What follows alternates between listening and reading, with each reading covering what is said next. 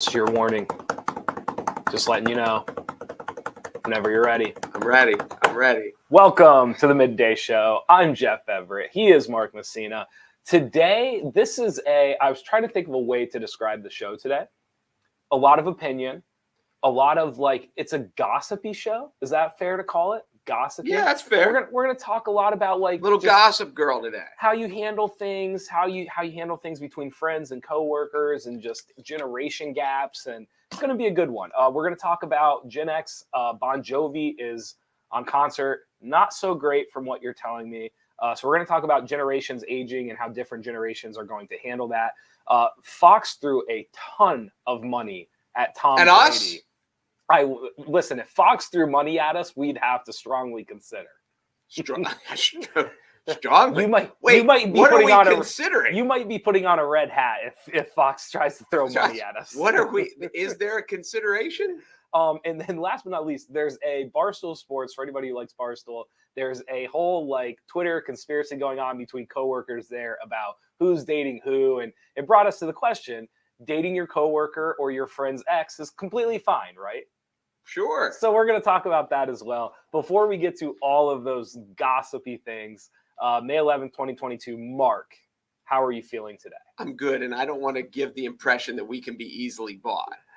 But we could probably be easily bought. You think so? Yes. You don't think we have a number? Well, I'm sure we have a number. I'm just not sure how high that number is. It's pretty. I value this. You don't value this? I would think if Fox bought us, they would want us to keep going. What if they would just tell us more what to say? That's what I was going to say. So maybe there's not a number. Who is the company that you would just be like, no, I'm not saying what they want me to say? Is there an affiliation where you would just be like, can't do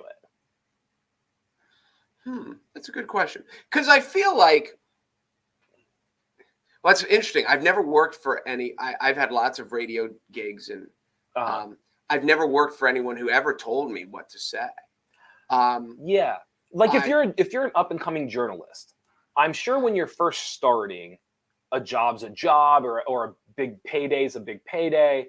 But I'm sure once you reach a certain aspect, you start looking around, going these are not the things I agree with, or these are not the things I want to say anymore. I think too, though. It depends on if you're, how do I say this? If you're one of these people who are hell-bent on your opinion and making everyone know what your opinion is, and thinking you can walk in the room and convince everyone to believe what you think, then that's one thing. But, I look at the interesting aspects of it. Mm-hmm. Because nothing in the world is black and white, almost. I'm sure there are some things, but and I like to analyze things from different angles, because there's growing up in the sports world, one of the things that drove me insane was when people would be like, you have to go for it there. And I'm like, no, you don't. Right. You can. And so there's so many angles to every story, and I think that's what we do. So I don't think there would be a network. I mean, there's not one network out there that we play to, because we're all over the map and we come at everything from both sides. Yeah. We would be totally independent. But I don't think there'd be a network that hates what we say, because we kind of cover it from wherever we're coming from. No, that's true. I think I would struggle with the aspect of being told who could come on the show and who couldn't. That would be one of my... Because of all our guests? I'm just saying in general, the idea of you can't talk about this person, or you can't talk to that person, or that person can't come on the show. I'm sure that different people, different journalists deal with that stuff on their networks all the time. This person can't come on because our lead sponsor is so-and-so, and he said back in 2010 that, that is good. I wonder how much that happens. I bet you it happens a ton. Don't you probably, think so? I'd never thought of it till you just mentioned it, but it might. I think there's specific people on all the networks that they have a X-off list, a list of people that just either our sponsors don't want on, or just they're going to say things that we don't want said, and they're just on the list. And they're just never allowed to come on. This isn't where we're topping. This is much more serious than the gossipy topics we're going to go to. I wonder if there are people at certain networks that have enough pull that they're like, this person cannot be on here anywhere. Whereas someone from another show at another time slot wants to have them on, but there's just like this universal blacklist that they're like, that person will not appear on our. I think certain networks definitely have that. Like, I bet you there, like, if you are, like, if you're Kimmel, I bet you there are certain people he cannot have on because of the news related to that network. And same thing with like a Fox show or anything else. Like, I bet you every network has that list of people. That would be a fascinating that it's list. Just like they are. And not how many coming people? on. How often is Jimmy Kimmel like? This guy will come on. I want him on. And you're like, no. Yeah, that's interesting. I think it happens more than you and I would ever. I never thought of it till right now. So it's happening. Yeah, I never. Happens a lot. That, I mean, there's a lot of times where I'll be watching it and I'll be like, oh, this guest isn't very good, or like this guest isn't really like the best person they could have got. And then it dawns on me like that's because the best person they could have got probably isn't allowed on, or said something about the network 5 years ago that they haven't let go of, or so it's like very rarely do these networks have the best possible person because they're like 3-4 down the list because somebody upset somebody. Yeah, that's a good point. Very good point. Yeah. Okay. So, but I don't think we upset anyone except certain little leagues. And I don't even know if we upset the Little League. I think it was. We just upset some moms. I think it was some fans. Relations. We upset some relations. Gen X and Bon Jovi. You told me about Bon Jovi being on concert again. Do I have that right? Well, let me go. Let me run with this one here. Yeah. This is to me, this is a fascinating story. I saw it yesterday. We discussed it before the show. This is one we teased, and then you came in and told a story today. And I think they go hand in hand. They don't really go hand in hand. But I think they do. Okay, go ahead. So let's start. Okay, I'll tell the Jeff story because Jeff doesn't want to talk about it. Jeff was a really good basketball player, even though you look at Jeff and you're like, he's not a good basketball player. Jeff was really. How many points did you score in high school? 1,700, but I was playing some small schools. Still. Yes. You scored 1,700. No, 1,500. It was 1,555. As a 5'5" white kid. Okay, you're taller than 5'5". But what is your official height? Are you 5'10"? 5'11"? My college basketball program says I don't care what your college 6 feet tall. I tell everybody that I am 5'10" on a good day. On a good day, I'm 5. Like if I'm feeling good and my chest is broad and my shoulders are up, I'm 5'10". Okay. Got it. Just like a ridiculously good shooter. And so you spent your whole life showing up places. And they're like, well, that kid can't play until they saw you play. And then they're like, oh, he's a lot better than I thought. Sure. So you end up playing Division II basketball, which is, the PSAC Division II is no joke. So she used to play all the time. Then COVID hits and kind of the world stops. And then as things go on, you just get out of shape and you get old and you're lazy. To help your story, I went from playing basketball every day until I was 32 and a half. And then didn't play for almost 2.5 years. And just like didn't play. Now you might shoot around at the gym or whatever when you're practicing, not a lot, but like no running up and down, no cardio, nothing. You're just getting fat and lazy. That's what you're getting. COVID didn't kill me because I got COVID. COVID killed me because it literally made me the laziest person on the planet. So was last night your first game again? So this past the last week or so, I have slowly gotten back into games. Just playing pickup games with present players, former players. Yes. It's that time of year. School's out. Right. Colleges, a lot of colleges are out, so kids are coming back home. So last night you're telling me this story that you get it going a little bit and guys start chirping because that's what guys do. Yes. And you didn't know you're 30. I always ask this. I should know. You're almost 35. This is my birthday month. I turned 35 this month. You're almost 35. Yes. And it was kind of this, inner mirror moment where they're like, this young whippersnapper's talking like, I don't have it anymore. Right. Do I have it anymore? It was the first time in my life where before COVID, if someone was running their mouth, I felt very confident, I'll just get it going. This was the first time where some of the younger alumni were kind of chirping. And in my head, I'm thinking to myself, I know what I would normally do right now, but I don't know if I actually have it or not. Can I get it going again? Yes. So you pick up the effort level. You start putting up some shots. I Kobe'd it for about 45 minutes. You start making lots of shots. Yes. And you went home feeling like even if this was the last Correct. If this was the swan song, yes, you felt better about yourself last night at 10 o'clock than most people in America. If I didn't wake up this morning, it would have been a successful ending. Let's put it that way. I said to my cousin was there, and he kind of said something to me, and he was like, "That felt good, didn't it?" And I said to my cousin, I was like, I felt like I was 21 again. Like, you can't put a price tag on. Any former washed up athlete knows exactly what I'm talking about. You cannot put a price tag on having that one moment or that one night where you just have it again. And that, for an athlete, it is. Am I allowed to say, like, no, like, I'm not trying to, like, it is, like, for an athlete, it's orgasmic. Like, for an athlete, it is like the penessential, like the peak of just getting to experience what you did 5-10 years ago again. I've still got it. Is certainly a so this comes 24 hours after we had talked about. Well, let me backtrack a little bit. Well, now I'll keep going.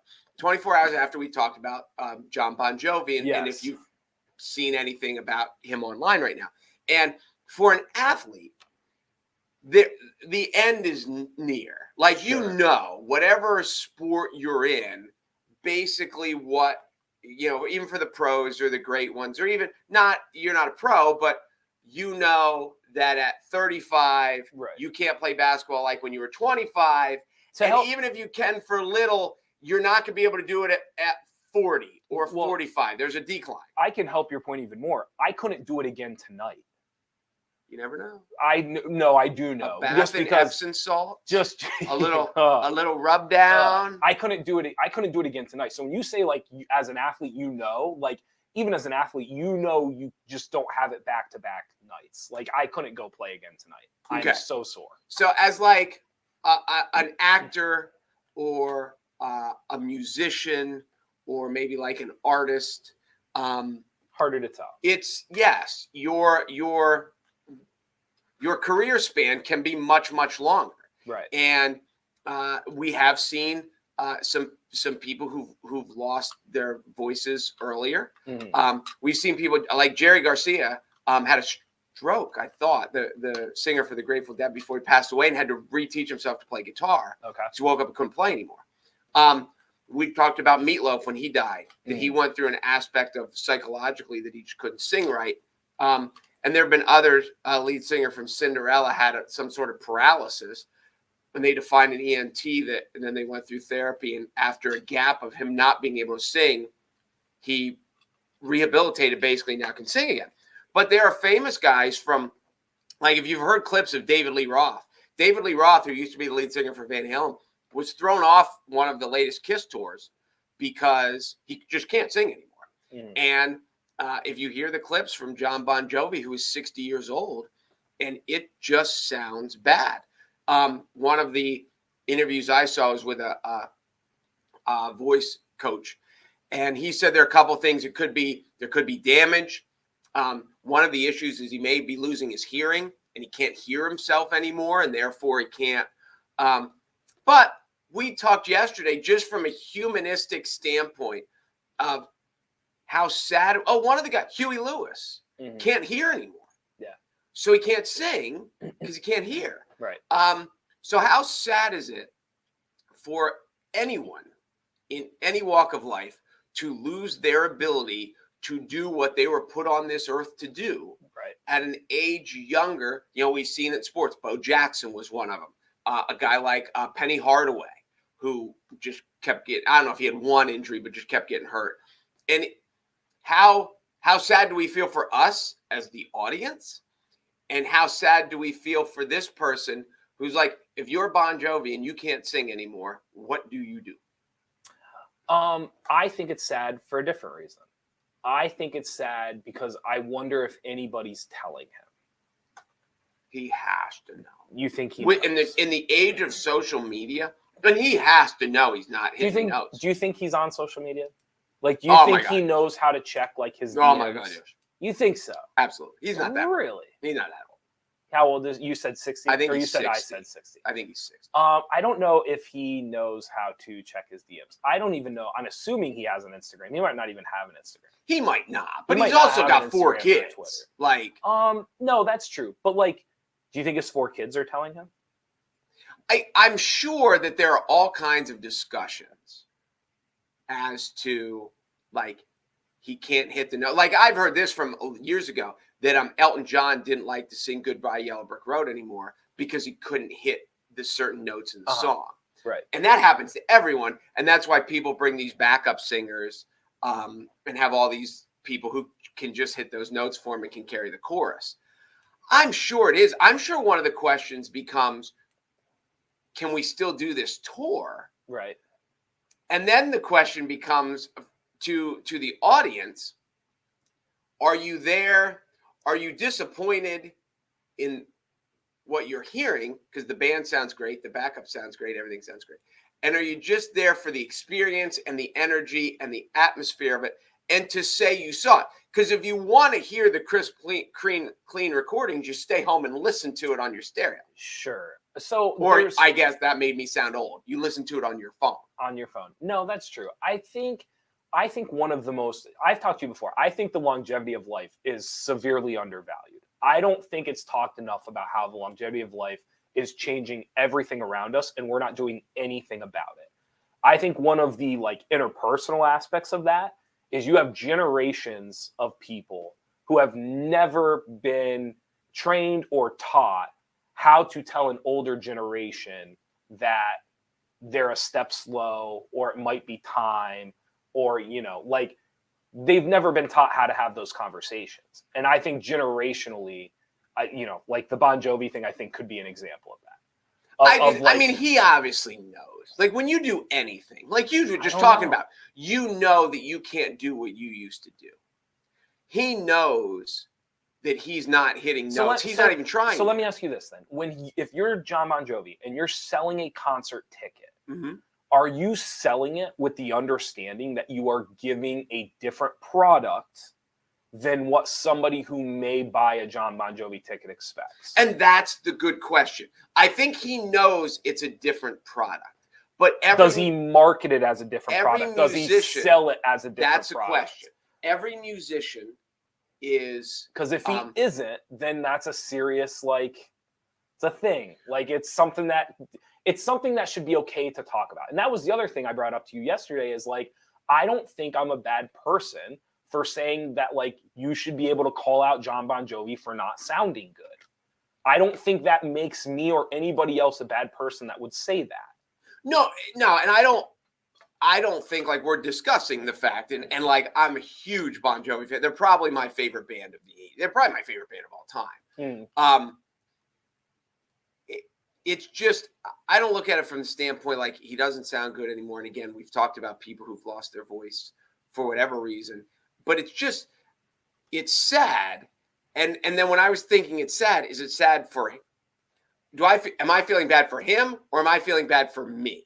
Mm-hmm. Because I've seen him. I just saw him on the This House Is Not For Sale tour, which was probably 4 years ago. And he sounded great. Okay. Every time I've seen him, he sounded great. Right. And then, you start hearing these and then you're just like, oh. So I don't know. I think there's a level in America where we want to see the mighty fall. But then when the mighty do fall, then we love a comeback. And it's just not, it's you hear him sing and the catalog and how much of what he's meant to American music. And there's just kind of a sadness to it. I don't think there's an anger to it. Maybe the people who paid for the concert, but listen, I've been to concerts. Can't sing is Vince Neil from Motley Crue. I've been to concerts where his microphone is turned down so low you can't even hear him. And then I've been to concerts where he does sing. You're like, wow, Vince sounded pretty good tonight. So, it's just, I think it's part of the live music experience of. When you were growing up, were there older singers that still went on tour that clearly didn't have it? because this is what I would propose to you. It comes back to the idea of like this we are coming into a time where you have a generation of people that probably when they were born, the idea of seeing like late 60s, 70s, 80s was like a luxury. Like it wasn't a given that if you had good health, you would make it to 60 to 65, 75, 85. I mean, and so you have a generation of people that were never like, I don't know if they ever expected to have to quit the thing they loved. They ever expected to not be good at the thing that they loved. And so I just wonder generationally, like, are you going to have a surplus of stars that go into their 50s, 60s, 70s and keep going despite the fact that the product is bleeding? Because to them, like, nobody knows how to tell them the product is bleeding. Well, for some of the people, they need the money. For Jon Bon Jovi, obviously doesn't. Right. And one of the things they've talked about is how charitable. Like he has it's called Soul Food or something. He has like essentially a soup kitchen. And during COVID, he just worked in the kitchen and scrubbed pots and pans 5 days a week. And it was like, but like some of the bands are touring, you can tell because they need the money. But when you talk like Mick Jagger's still going. Yeah. And I think if he's not 80, he's almost 80. Paul McCartney's doing a concert tour this summer. Yeah. And Paul McCartney's now he was the youngest of the Beatles, but he's still not young.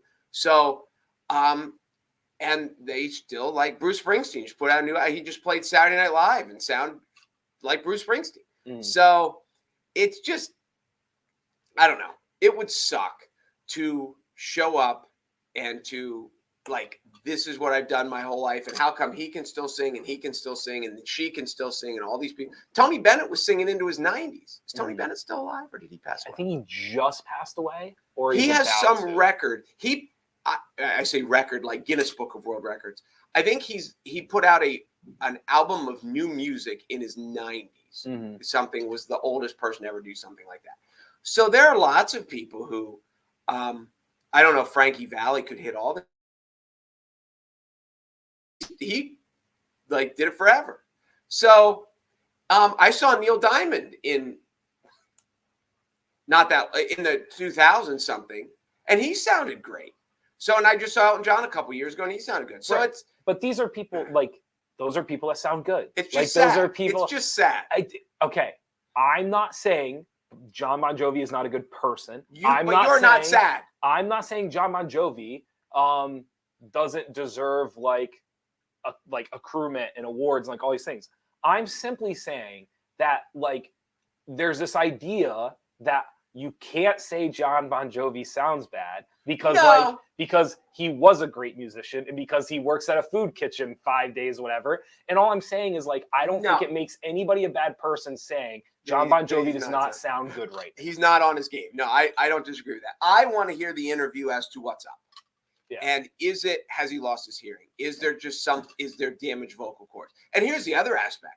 Like John is obviously rich. You assume all the members of his band are rich, but maybe they're not. And when you've got all these tickets sold and people are coming and they're like, and do you really look at your band and say, listen, I'm going to take money out of your pocket and your pocket and your pocket and your pocket and cancel it because I don't sound good. Is he taking one for the team right now? But I think that's what I'm saying, though, is like if you're going to do that, then you need to be in on not necessarily the joke, but you need to be in on the idea that like this is not what it is. Do you, though? What's that? Do you come out and say it? I think so, because if you go out on stage and you just act as if everything's normal and then everyone's looking around and going like, boy, that was rough. Like that's worse. But if you go out on stage and people kind of understand that, like, and then they're rooting for you, yes, instead of like being like, what is this right now? I went to a Zac Brown concert last summer and he barely sang.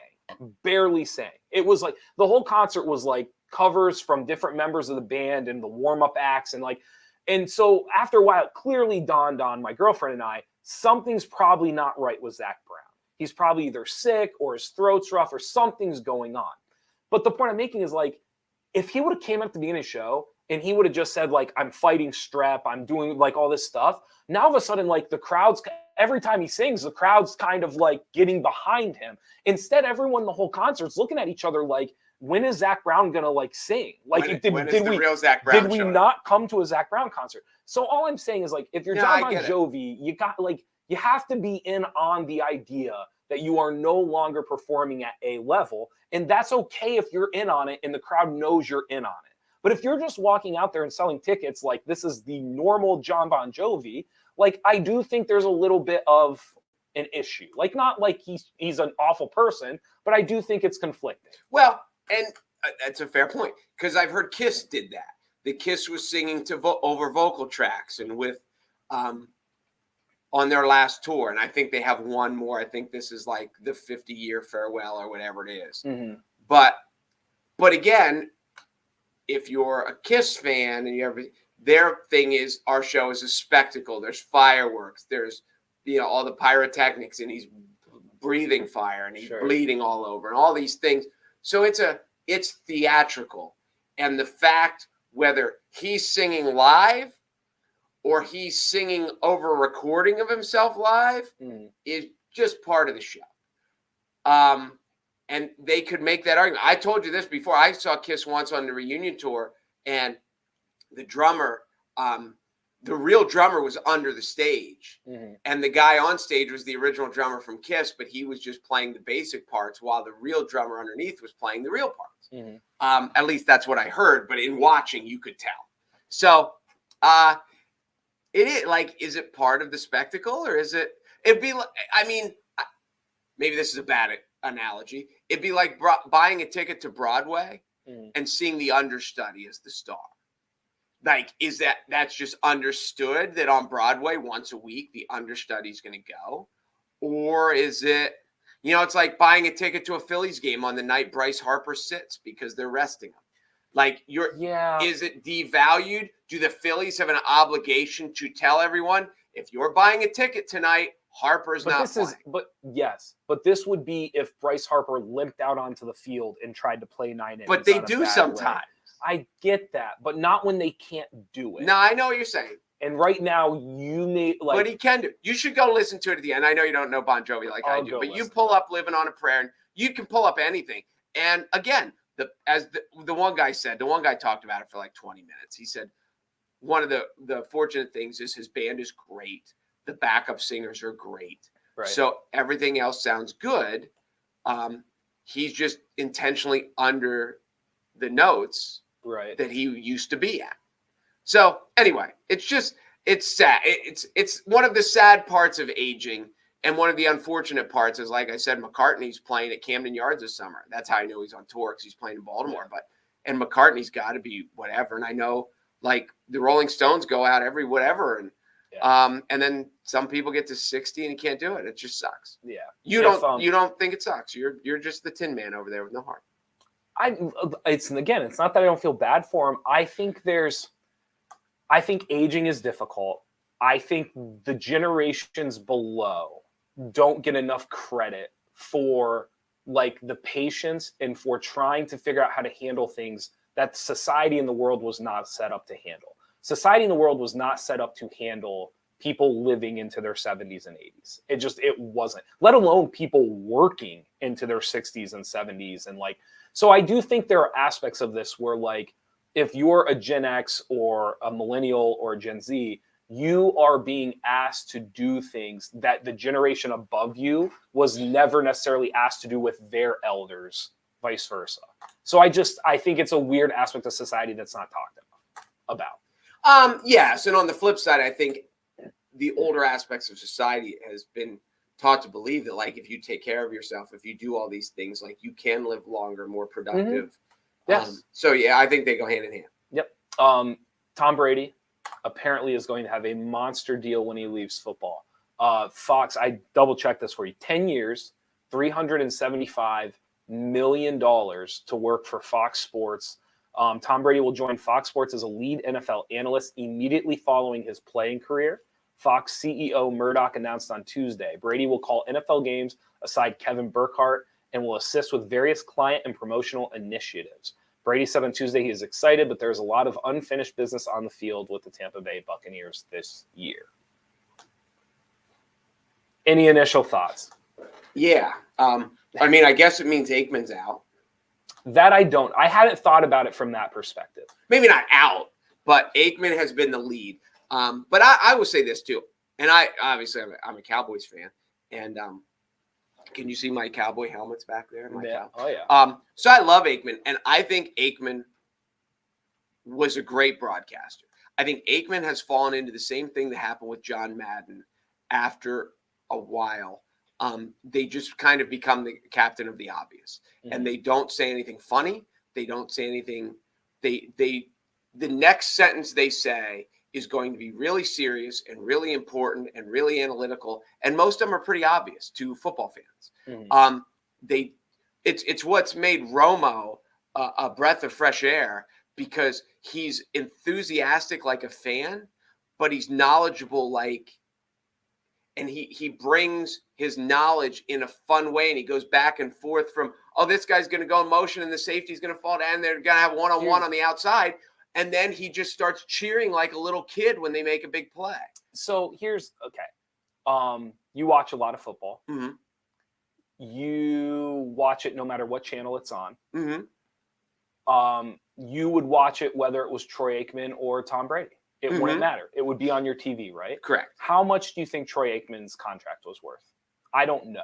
Good question. What do you think? Like, was Troy Aikman getting $2 million? Oh, getting more than 3? that. You think he was? Because he was the main. Okay. Like, he had the big. He picked which game he wanted every week. Okay. Because to me, 375. So essentially, $37.5 million a year. Just wrap your head around that number. Mm-hmm. Tom Brady's about to be paid $37.5 million a year by Fox Sports to announce football games. And I know he'll do more. Like, I know the branding and the handshaking, and I know it will be more than that. But he is getting paid $37.5 million to promote a game and broadcast a game that no one's going to care that Tom Brady. And when I say that, what I mean is everyone would have the game on if you or I were doing the game. There's no difference who actually sits up in the booth. What is the actual value to him? And so to pay somebody $37.5 million to broadcast football, to me, is absurd. I think it's a ridiculous move by Fox Sports. I think it's insane. I'll say this. I don't see the payoff. I'm with you. But there is a level of he's on our team and not their team. And if you're Rupert Murdoch and you just paid $37 million for Tom Brady to be one of your best buddies, what do you care? That must be it then. I mean, that must be the part. It's the same thing and we can't relate to people who are super rich. But I remember when I lived in Baltimore, 30 years ago, that the most prestigious country club and I think it hosted senior tournament events. It was a big deal. They said, rumor was it was $100,000 a year to be a member. And I thought, how nice can the golf be for $100,000? But then I'm like, I can go play at this public course for $21 in a cart. Right. And what's the difference? But I'm like, if you have it to burn, right. If it doesn't make a dent, then what the heck? I would just and Rupert Murdoch has it to burn. That's true. From a product, if you're just looking at it strictly from business, product, all of that stuff. If you said what are the things that are going to boost ratings and how much dollar value does that hold? The person behind the microphone is minimal. Well, it doesn't, because I can't stress this enough.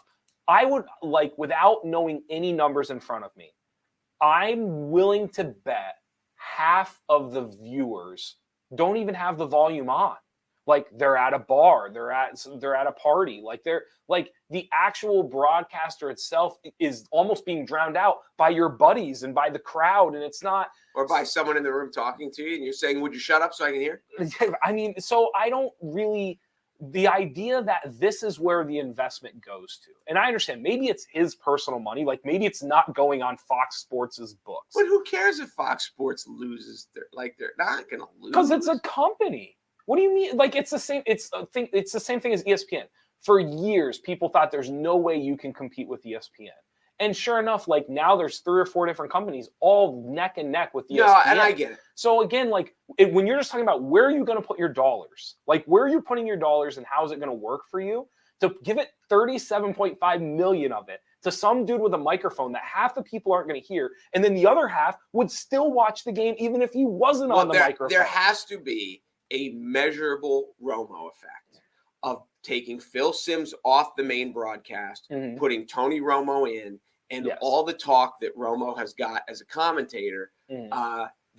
Somehow some media TV egghead figured out, they put a dollar sign with it and said, this makes it entertaining. Because Brady is a good interview. Like, Brady is glib. He will be good. And I'm sure that they've said when he's done playing, they will say, listen to Romo. We need your encyclopedic knowledge of everything that's going on. Because as a quarterback, he knows everything that's going on. Offense, defense, everything. And you need to be lighthearted and funny. Don't come across like every sentence you're the smartest person in the room. Even though you are, don't come across that way because it works for Romo every week. Somehow they have figured out a value to. And you think that comes out to $37.5 million a year? No, but I think if you're Brady, they have to pay him enough to make it worthwhile, or he's not going to do it. Agreed. And is there ever a point in any of the people that sat in the room that made this decision, is there any point now where they go without, where they were going to buy something and they're like, I can't because all the money went to Brady? No. It'll be interesting. 37.5. How, like, I don't even know without looking. How much do you think, like, to broadcast an NFL game, do you think it costs $37.5 million? No. So like, you're paying Tom Brady what it would cost to broadcast an NFL football game. Like, that's like over a season. You're paying. I understand that, but you're paying Tom Brady like. You're giving one guy who, by the way, has never done this before. Because I agree with you. I think he's going to be good at it. He's going to be good. My argument has nothing to do with whether or not he'll be good. My argument is like, even if you're really good at this, even if you're the best at this, you can't be worth more than $10 million. It's not, it doesn't make any sense. Okay. So take Brady out of the equation. I think everyone understands that Romo is the best at what he does right now. You don't think that there would be, if Romo left CBS and went to Fox, that Fox could sell it to advertisers? They should have done that. They should have gave Romo $15 million. They would have saved themselves $22 million. There is a value. So it's $2 million a week. Okay. Basically during football season, essentially, not counting the playoffs. Okay. You don't think Fox is thinking right now, us having Tom Brady in the fold, we can find an extra $2 million a week. But even if you find an extra $2 million a week, you lost. You broke even. That's the point I'm making. But you have him, and nobody else does. Here's what I'm thinking: if you're Fox Sports and there's a big NFL football game, and you ranked every person in the stadium and who's getting paid, who's making the most money, it's going to be the owner of the home team, the owner of the away team, Tom Brady, and then everybody else. Yes. Quarterbacks are making more than that. $37.5 million? Oh, that's over the season. That's not a week. I understand. They're making $37 million. David Carr is making more than that. He sucks. I know. So he doesn't suck. I understand. So a third of the quarterbacks in the NFL are making more than that. 2/3 are not. Like, I mean, you're paying somebody to talk into a microphone more than the quarterback on the field is going to be getting paid. Well, he will be the third. He will be the third highest paid person. Aaron Rodgers making more than that. He won't be the third. Maybe because his guy's like, hey, we got to give the money to somebody. His wife's a supermodel. Maybe she'll follow him around. Who knows? Maybe that's part of it. I think it's we get to listen to Tom do the broadcast, and we get to look at Giselle as she sits here in the booth. If you wanted to pay $37.5 million because you want him to be your friend, you're not even going to get to sit next to him. He's going to be on the microphone doing the game. So, like, before and after. I'm just saying. So, if you want to, just pay him, just buy him tickets, pay him to come sit in the booth with you. Like, but he won't do that because he's like, why do I want to go sit in the booth with you? I'm rich. I sit at home. You could just pay. You could pay him $30 million instead of $37.5. Will you just admit that that's an insane number? Listen, I said if you rewind, I go back to the beginning. I don't see how it makes money for them financially, but they obviously do. Yeah, because this is what they do. Yeah. All right. So yeah, we'll leave it at that. I think it's absurd. I think Fox Sports is insane. I mean, my first question is, of the 10-year deal, again, we go back in history, 30 years ago, 10-year deal was long, but at least you knew, where's television going to be in 10 years? It's a great question. That's the more crazy thing to me. Yeah. Does Fox, are they even broadcast? So are the games all on Barstool? So I was reading a piece that Fox's strategy essentially is that they don't have to solve the TV crisis. They just need to be the last one. So like their whole thought process is you're always going to have cable, and like the idea of it is instead of having 120 channels, you're going to go back to your basic cable package, and we just need to make sure that we are the dominant member of that cable package.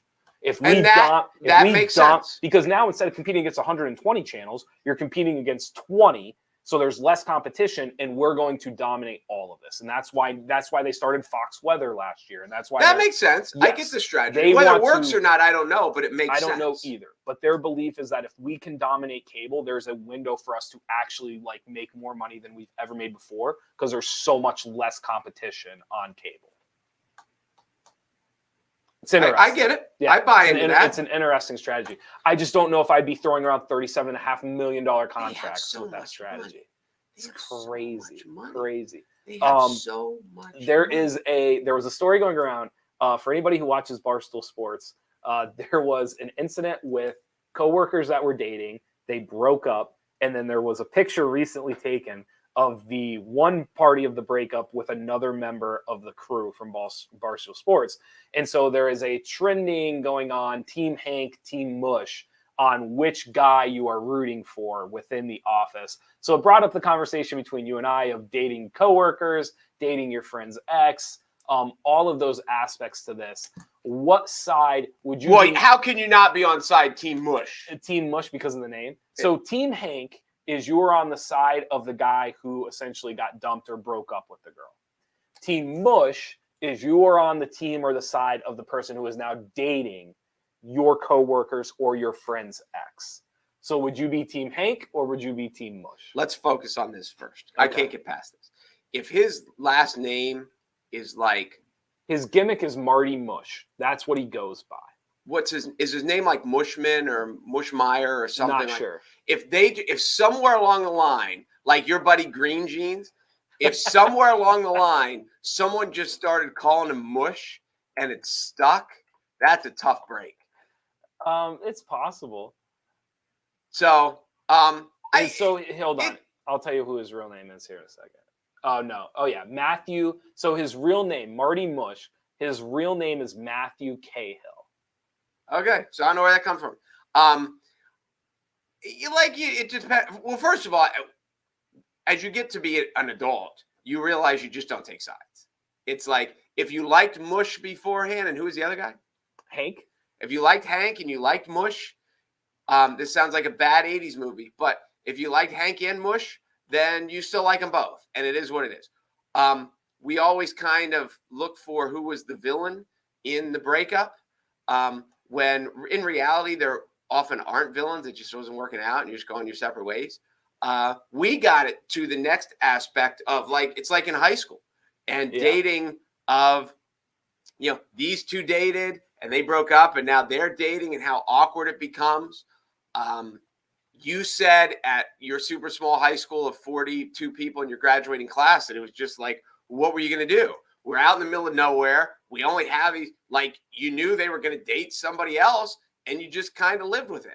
I've been in situations where it was a little tense because a lot of high school relationships are about possession and social status. And then the aspect of I don't want to go out with her anymore, but you can't go out with her either because that's it's weird. It's all weird. It's very weird. Just to show you how far this has gone, Julian Edelman tweeted #Team Hank. It was retweeted by Tom Brady, and he said cosign #Team Hank #defend the wall. So this is going beyond levels. You have people actually chiming in as to whether or not you're Team Hank or Team Mush in this aspect. The craziest part is, so Barstool Sports, the president, Dave Portnoy of the company, he essentially tweeted at Mush and said, just admit you were both scumbags, made decisions that they both stand by that have consequences. He says, for the girl, Rhea, it probably won't matter. She is self-sufficient, doesn't really cross paths with the guys. Maybe she doesn't renew her contract, or maybe she does, her choice. Mush is most likely helpless without us, and I doubt he'll be with us much longer. So the president of the company has essentially come out and said, like, I'm Team Hank. You don't do that to another coworker. Well, what happened? I just told you what happened. He's canoodling with another coworker. But did they break up first? I think they broke up first. Well, then... I know, but that's what this is about. You said in Blossburg, this is perfectly acceptable. No, I'm saying in Blossburg, people get over it quicker because you don't have a choice. You completely mistook what I said. I did not. I listened to every word. In a small town, like if you like in Sullivan County or Blossburg, and somewhere with like 1,000 people or less, right? It's not that like the tensions don't run high. It's not that like they aren't issues. What I'm saying is like after it happens, you walk into the cafeteria and there's 42 people. Like, are you going to go sit at another table? There is no other table. So the point I'm making is like, you go sit down and it is what it is. And eventually you get over it way faster than in a bigger school where you can just avoid the awkwardness. That's all I'm saying. So is Portnoy, and I love Portnoy. Yes. He is a fascinating character. Yes. Is Portnoy saying that, who, by the way, who is a legendary bachelor, shall we say? Yes. That once these two break up, assuming it was amicable and there weren't like what are they called? Protections of abuse, POAs. You know, that it was just an adult normal breakup. Sure. That now these people aren't free to date whoever they want. I think what he's implying, I'm guessing. I think what he's implying is that there is within a place like Barstool Sports where you're constantly live streaming, you're constantly doing stuff with coworkers, and it's not a normal office desk job. Like you are working in tandem with the people next to you. And so I think his whole aspect of it is like, for her, it's probably not going to affect her work. Like she can probably show up to work every day and nothing's really going to change. For him, he's going to show up to work and he is now outed.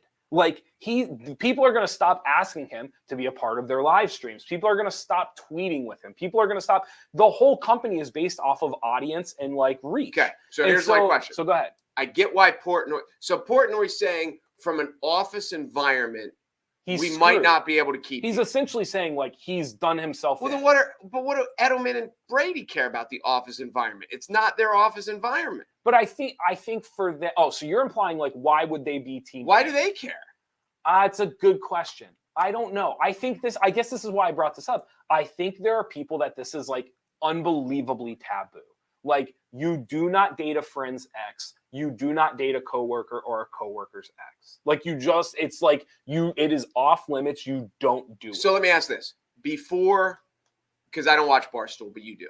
So you knew all these characters beforehand. I knew all of these characters before. Okay. Do you think these guys liked which ones? Mush? Is he the bad guy now? Well, yeah, Mush is the bad guy. He's the villain? Yeah. Do you think they liked Hank more than Mush beforehand? Were they rooting for the couple? So here's part of it, and you'll get a kick out of this. There are people in Barstool Sports that have they are the OGs. They are like the old timers. They were there from the start, and they like saw this thing become what it was, and they saw it through. Then, as the company grows, you have to add people in. And so Mush was added in. Like Mush has only probably been at Barstool for 4 years. So Hank was original. Hank's the producer of the PMT show, which those dudes have been at Barstool for 2 decades. Okay. So what you have is this like old school faction of like Hank is a part of the old crew. You don't mess with Hank. And then you have Mush, who kind of in their eyes, some of it I don't even think is about the girl. I think some of it is kind of like it took us 2 decades to make this work. And now you're just going to come in here and in 4 years get to like have all this reach and all this audience that we built up. And I think the girl is somehow becoming an opportunity to stick those flags in the ground. Do we know how long they've been broken up? it has to be fairly recent. It can't be very long. I'm willing to guess this has all happened under a year, just from following it. Well, under a year? Good God, like what? I think that the details that matter are how long have they been broken up, why have they been broken up, but just the whole aspect of, and again, the older I get, it's like this pursuit of happiness, that with all the stuff that we have in the world and all the technology and all the medicine and all the healthcare and everything that we have, that people still struggle to find genuine happiness. And if Mush and what's her name, Rita is what I want to say. It is, what is it? Rhea. Oh, it's not Rita, it's Rhea. Like Rhea Perlman from. I think her name's Maria, but they call her Rhea. Oh, okay. Like if Mush and Rhea are happy, then you should just be happy for them. And because as Hank, as a guy who's been around 2 decades, so he's in his 40s, you just shouldn't be like, listen, I'm unhappy, but like I don't want you guys to be happy. Okay. The more I read into this is my thing. It's not like they're working in like Jersey Shore, Pennsylvania. They work in New York City. You're telling me that neither of them could find anybody else in New York City? See, I think I've never lived in New York City, but I think it's people talk about how lonely it is, and people, like, I lived outside of Baltimore. Well, I lived in Baltimore in an apartment for 2 years with my ex-wife. We need to make shirts that have like your face on them, and it just says, when I lived in Baltimore, and that's the shirt. That should be the shirt. 2 years, we didn't know a neighbor. Okay. We were on the 3rd floor. You were still going out though. You were still meeting. Didn't know a neighbor. We bought a townhouse. You're not trying only to lived in the townhouse for a year. We knew townhouse, like house. We knew one of our neighbors. We knew the other ones to stand in the driveway and wave. Didn't know their names. Didn't know like just because there's how many people in New York, 12 million people in New York City or whatever. Mm-hmm. Like it can be very lonely, and you think that it's all because for you or I'd agree with you. Like I think for lots of people. For bigger space, I think bigger spaces for a lot of people are not as endearing as you'd like to think. Like you just walk outside and people are just like, "Hey, I agree with you." But I think for people like Mush and Rhea and these people that work for Barstool, they are so connected, and they know so many people just within the Barstool offices. The people that you would know, and their friends and their friends' friends. Like it's not like these are nomads working a remote job at home who don't know. These aren't accountants. Like these aren't like they're showing up and they're in their office for 8 hours and they maybe see the secretary. Like their literal job is social media. No, I get that. But so what you're saying is, and again, in this quest for happiness and successful relationships and all these things, what you're saying is if these two really like each other, and he's been there for 4 years, she's been there, it's not like he showed up the first week and took her home. Yeah. Like at least we assume maybe he's that big of a stud. And you're like, hey, I realize you two like each other. Yeah. But it'll make it awkward. So go find somebody else to like. Like, that's not how life works. I think what Portnoy is getting at, and I think even like a little part of me is like, you have to, like, it has to be worth it. Like, you better really like this person because the things you're about to throw away for them, like, if you don't really like them, it's not going to be worth it. And I think that's like the underlying point to a lot of this. If you're going to date your friend's ex, you better really, really like them. Because if it doesn't work out, you've probably ruined something that would have lasted a lot longer than that relationship. And listen, don't get me wrong. There's two sides to this. There's the employer and the work aspect. Mm-hmm. I get that. The life aspect where Tom Brady's chiming in, why does it matter in their life? I don't know. We're chiming in. Correct. And I'm on the side of I need to know more background. Why did they break up? Why didn't it work? So what if Hank dumped her? Okay. Does that make it different? I think it makes it different from the idea of what she does and what Mush does. But I still think there's this aspect of like, if you're Hank, you're probably thinking to yourself, there's an entire city, there's an entire world. Like you're a semi-online celebrity.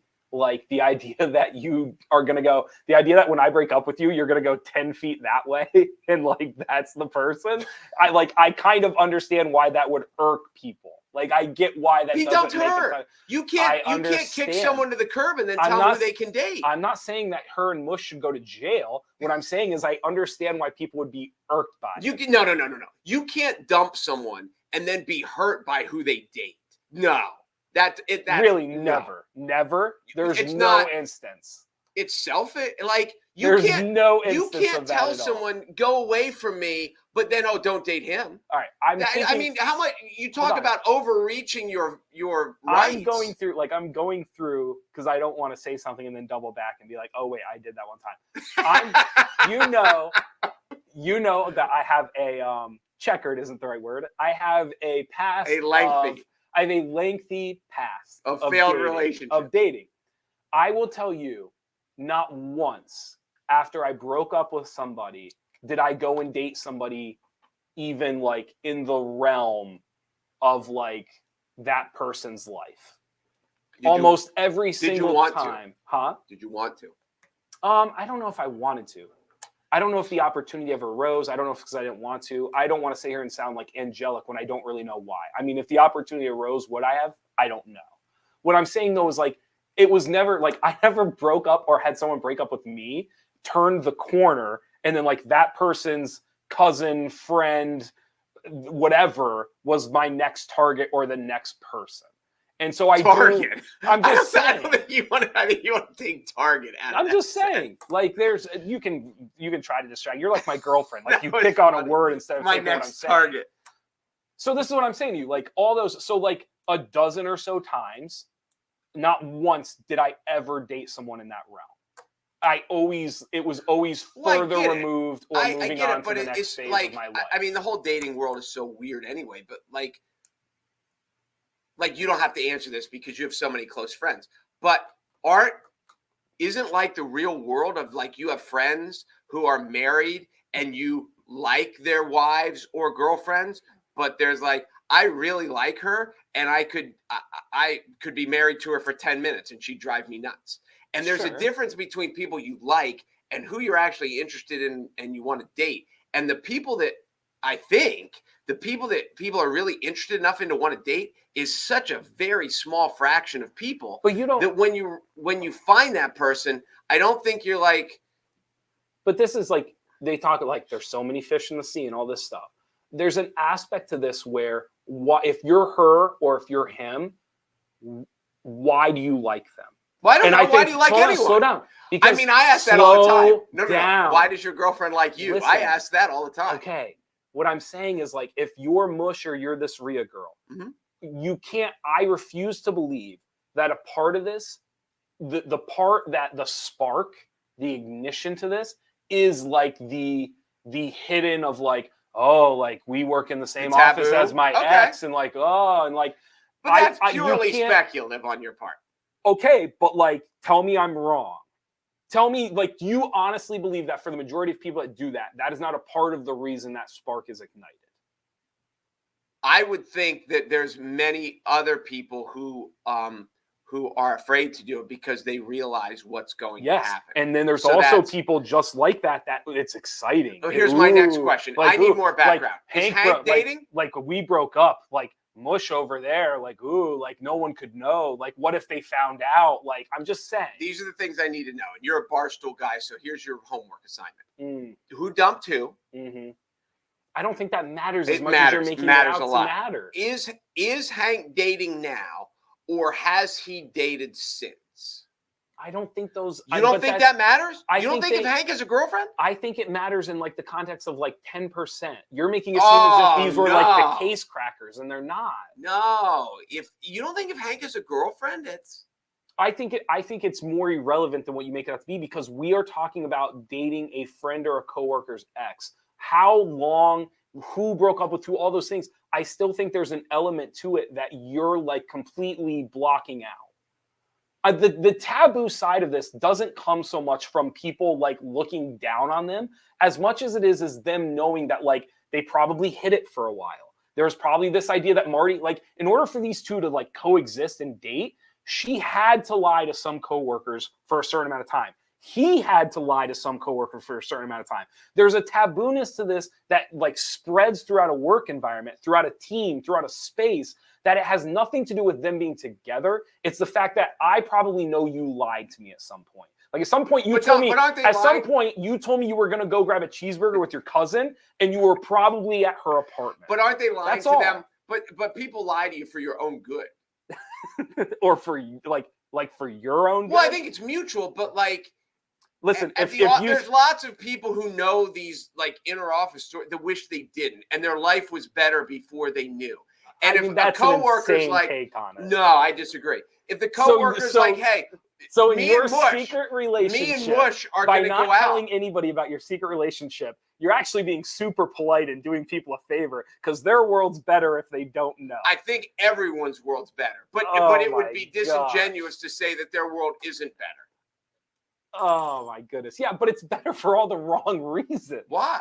Because it's better because because someone's lying to them. No, it's better because you're alleviating the awkwardness, which is inevitable if it comes out. So I can understand why they take the relationship secretly for a while until they realize, like, yeah, we want to go public with this.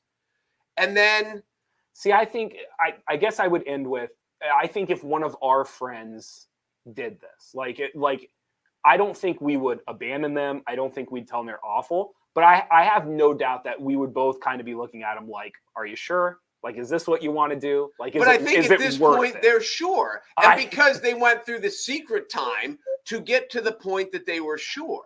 Okay. All right. We'll see. We'll see if they get married and live happily ever after. Well, let's take it to a different example. Maybe this is a stupid example, and I shouldn't say this out loud, but at the first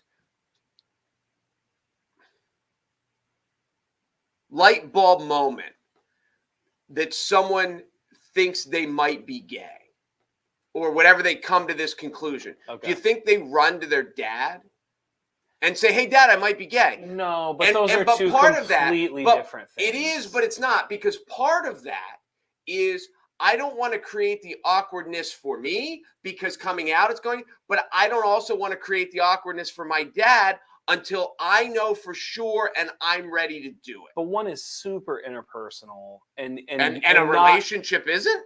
And not like not widespread accepted. Like, I mean, even like think like 10, 15 years ago, like people were terrified to come out. You were afraid for your life to come. Like people were literally afraid for their life to come out. Like correct. In 2000. Okay. Correct. So I don't even know if those two. I know what you're like. I get the sentiment of what you're trying to do. I don't know if it's a fair analogy because the one has the backlash to one is significantly more. And that's why I said, I don't think these are awful people. Like, I don't think they should go, like, I don't think they've broken a law. I don't think they've destroyed someone's life. Like, I don't think anything awful is coming from this. I'm just simply saying, though, that, like, I do think there is a tabooness to this, and it has nothing to do with the relationship. You become a liar.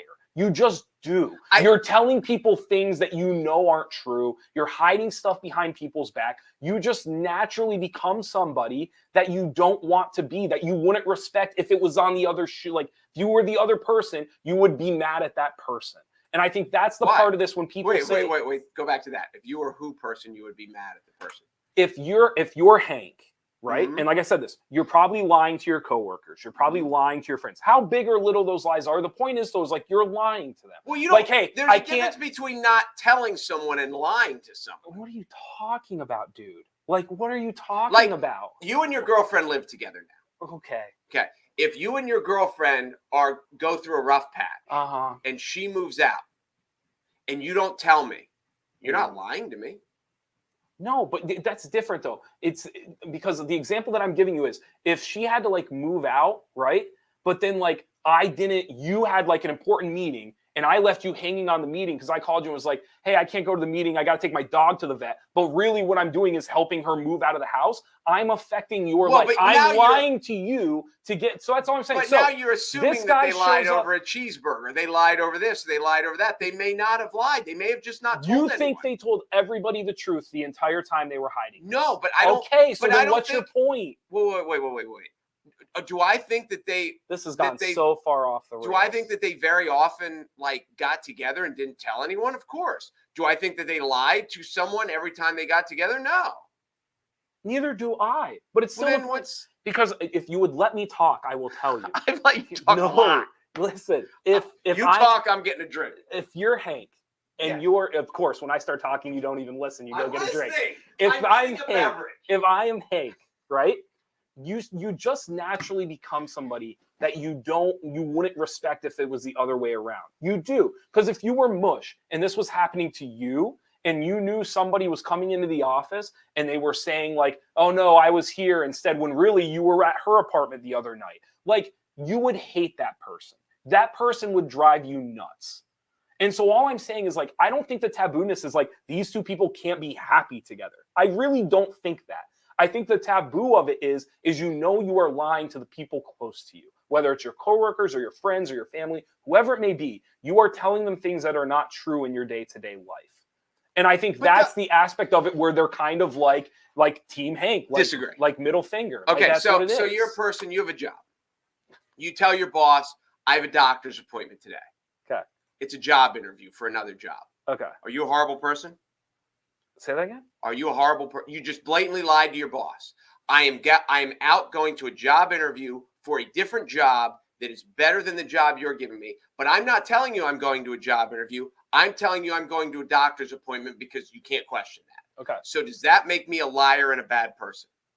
That's completely different though, no, because there's no relationship involved. But does it make me a liar because I just lied to the boss? You told him that you were somewhere you weren't? Yes. Is that what you're saying? Yes. Then yes, you're a liar. Now, if the boss doesn't ask you, then no, you're not a liar. But you have to tell the boss where you're leaving because you can't leave it in the middle of the day for a job interview. Correct. So you're just going to lie. That's the point. Yes. But here's the thing. In this aspect, you have to lie. Yes, because you have to go to everyone. Because you have to go to the doctor's appointment. You don't have to date one out of a million people in New York City that happens to sit 10 feet across from you and dated somebody else in the office. Okay, let's look at it. Let's do this. And I'm really sad that Mush is the villain. Mush has to be the lovable guy that gets defended. I feel like that's the only reason you're on this side. I wish the roles were reversed. No. Okay, let's look at it from Hank's side. Say you're Hank. And now I'm going to speculate. You're reading comments, and I don't know what you're reading. Let's share some of them, and then we don't have to talk so much. It says coworkers X. I'm fine with that, but you can't be doing that to friends. If you do, then you're not really friends. I did want to say this. Do you agree or disagree? Are Hank and please tell me Hank and Mush aren't brothers. That would be an issue. Hank and Mush aren't brothers. Okay. I don't think Hank wants bad things for Rhea and Mush. Going through tweets, it kind of started off as content, but I think he's trying to pump the brakes on it now because Rhea's getting a lot of hate. Also, if this was reversed and Fran was dating Mush, Rhea would absolutely blow this up. That's true. Wait, hold on. What was that again? This would be like Jeff dumping his girlfriend and Mark starting to date her. This show would have an entirely different feel. But the ratings would go great. Yeah, the ratings would be great. Mark is onto something. If a coworker / friend was in the know and said nothing, they're choosing a side. If they did say something, it's a betrayal of trust. Saying nothing is better. Yes. I just think there's a blatant aspect of saying nothing because when you say something, you put people in bad situation. Not bad situation. You can often put people in innocent situations. Ignorance is bliss a lot in life. I don't think I disagree with that aspect of it. I think, again, it's not about what is a lie. The point I'm making to you, though, is like the people that you work with or people that you're closest with, you would like to think that you could tell them anything. No. And what I'm saying, really? No. Really? No. There's a lot. Listen, if like we work together, I'd like to think that we're friends. We're not. I know. There are a lot. I'd like to think that we're semi-warm acquaintances. There are lots of things about your relationship that you should never tell me. Never. Your best friend. But the point though is should know very little about you. But I'm in that relationship. Okay. So like it's announced. People know I'm in the relationship. There's nothing to talk about. Like once you're in the relationship. Well, no, but there's things nothing going on in the relationship. Once you're in the relationship, I agree with you. Like there's things in the relationship you're not going to talk about. Announcing who you're with should not have to be a secret. That's the difference. But there's times, like if you're mushing but not Rhea, announcing it doesn't make you dishonest. If you're mushing Rhea and you are hesitant to announce to your coworkers that you are going on a date, that gives you no pause at all. Not a part of you thinks for a second, why does this feel funny? Why does this feel awkward for me to have to tell these people that I'm about to go on a date with Rhea? Could it be because Hank's a nice guy? Could it be because Hank's my friend? Could it be because Hank's a coworker? Maybe. Light bulb. Well, like, correct. That's all I'm saying. But there's lots of awkward. I mean, there's lots of reasons. Say one of them's Jewish and one of them's Catholic, and they're afraid that like somebody's family's not going to like it, so they date secretly. Like, say one completely different. Say one of them's black and one of them's white, and there's a racist angle of it. There are lots of reasons to keep it secret, which doesn't make you a liar. It just saves people from awkwardness. You're giving angles that have nothing to do with other people in the office. Like you're giving examples that has nothing to do. Like if I'm in an office and I want to date a Jewish girl and I'm not Jewish, that has no effect over my coworkers. But once if I'm in the office and I want to date a black woman, that has no effect on anybody in the office. If I'm in this office and I want to date like Jimmy's ex, that affects somebody in the office. That is the difference. The examples you give do not directly affect the people in this office. Okay, let me take the turn now. Let's get to Hank. Don't you think at all that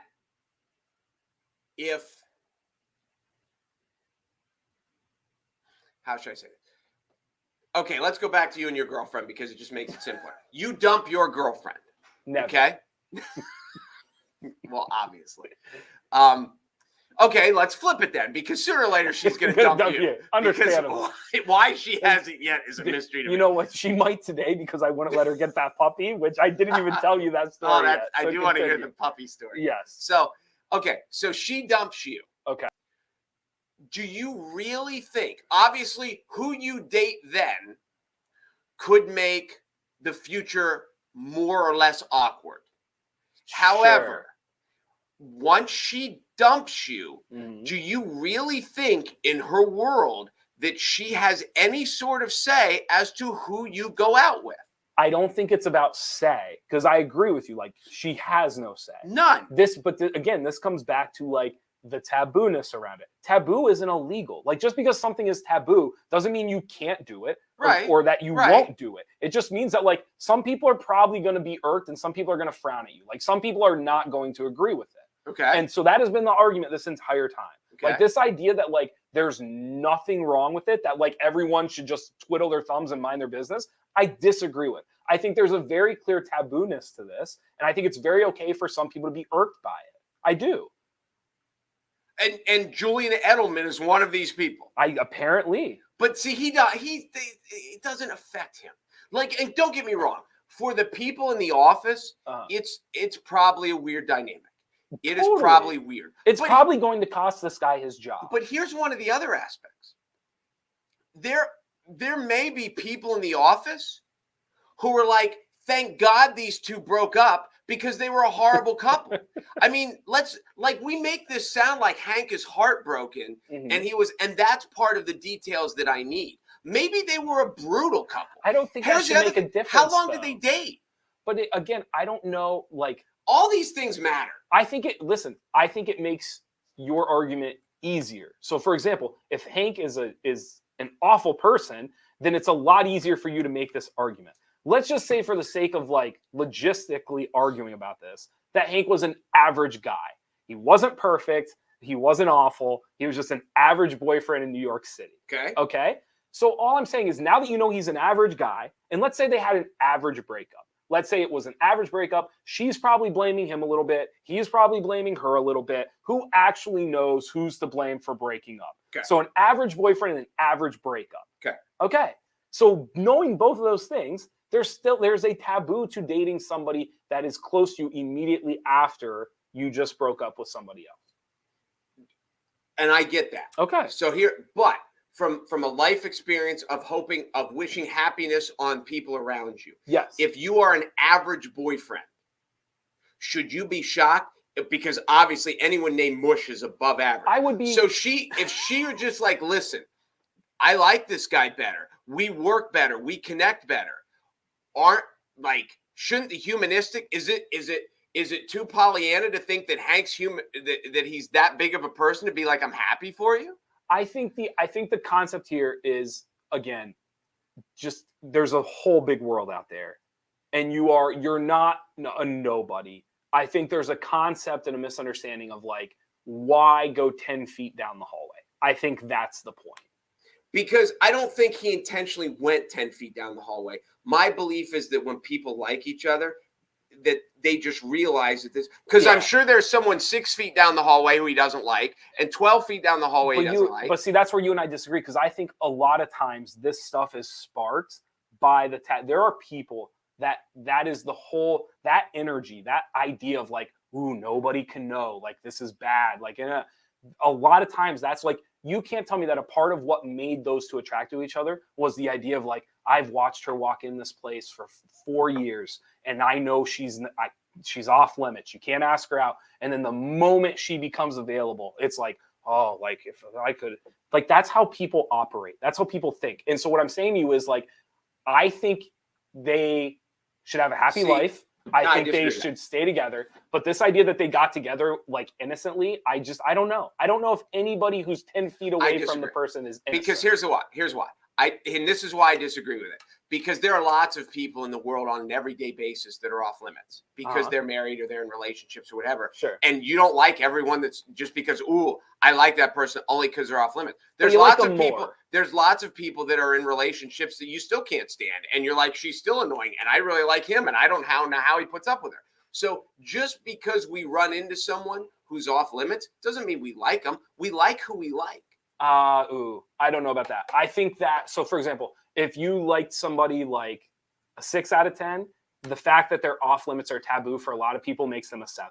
You think? Yeah, I think. Oh, I disagree. I think. Oh my God, it's the grass is always greener. The idea of no, you just mix cliches there. I don't think so. It's the idea that whatever's on the other side of what I don't have is like better, and so you add that in. Whether she's single or if a girl walks into a bar and you're sitting at the bar, if you sit down and talk to a girl at the bar for a half hour and the conversation is good and you like her or whatever, it's good or not, independent of whether she's single or whether she's in a relationship. Mm-hmm. And then when you find out, and then when she pulls her hand out of her pocket and she's got a wedding ring on, you didn't just get more interested. Oh, some people You just got less interested. You don't think some people do. You just took it like, you're just damn. Dude, totally disagree. Really? Oh, dude, the idea of getting what you can't have is literally what drives some people. It's like the number one factor as to why some people go after what they go after. Like, for some people. Okay. The vast majority of people in the world, majority of single people in the world, when a girl walks in a bar and she's hot, they do not want her to have a ring on. Well, the vast majority of people. Of course you don't want her to, but it doesn't mean that like they're more like, have you ever heard the whole like wedding ring theory? There's like a movie to it too. So the whole wedding ring theory is this idea of like, if you see a guy or a girl with a wedding ring or a wedding band, there's this concept that like they're loyal, they're comfortable, they're settled, they're taken. They're right. But the point, like, those are to some people, like, those are attractive attributes that you can only find in somebody that like would be married. Like, those are all signals. So there are people that are strictly attracted to the idea. Exception. I'm serious. That is the exception. I believe that. You don't think that's a real thing? I think it could be. I think it's 100% a real thing.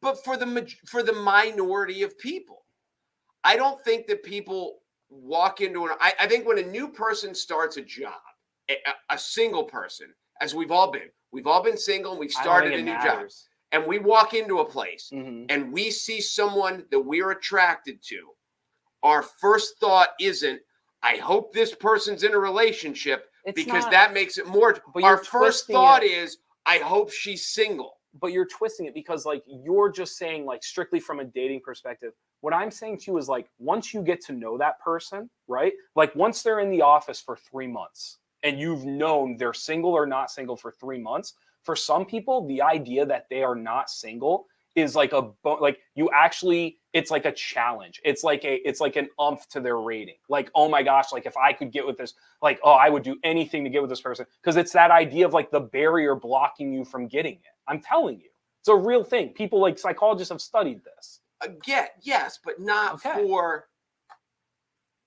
So take it back to how does that relate to this situation?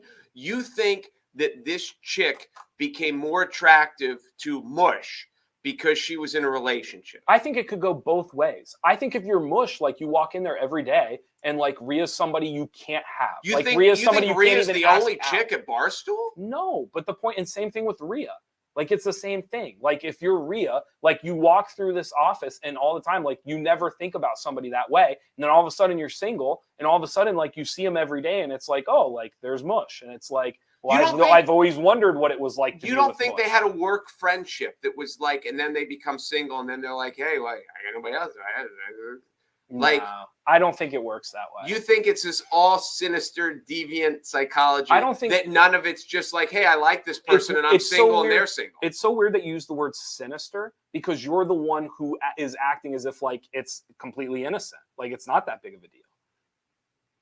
I think to assume that, I think very, very few people in the world date with something other than the aspect of, I like them and they like me. Oh, I think there's way more. Like, there's so many more factors than just I like this person and this person likes me. You don't think that's the number one factor? I don't actually. I think like even in a place like Barstool, even just like class, like who's ahead of somebody else. Like it's like being like it's like going to school and like there's all these different levels of who's popular and who's not popular.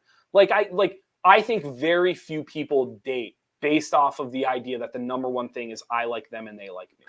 I think insane. There's lots. I think that's the craziest thing you've ever said. There's lots of people who don't ever date, even though they like each other, because that person's not as popular, or that person is friends with so and so, or that person isn't rich enough, or this person's too rich for me. I could never like. There's so many reasons beyond liking somebody. I think it's one of the things, but it's not number one. You just talked about why people don't. And again, I talked about those. One's Jewish, one's Catholic, one's black, one white. There's lots of reasons why people who like each other don't date. I don't disagree with that. But the main reason why people who date do date is because they like each other. I would just flip. That's the number one reason. No, because I would flip on you. Because I would say, like, you actually hinted to this earlier. Like, the number one reason that a girl usually dates a guy is because they are popular, especially in high school. Disagree. In high school, if you're a popular guy or girl in high school, you can date anybody you want to. Even in college, if you're a popular guy or girl in college, if you're a popular guy or girl in college, you can take your pick of the. So here's what I'm saying. No. But you've just made things different. Yes, if you're popular, you have more options. But there are lots of people who aren't the popular. They're not the plastics that still date. The vast majority of people date people that aren't popular.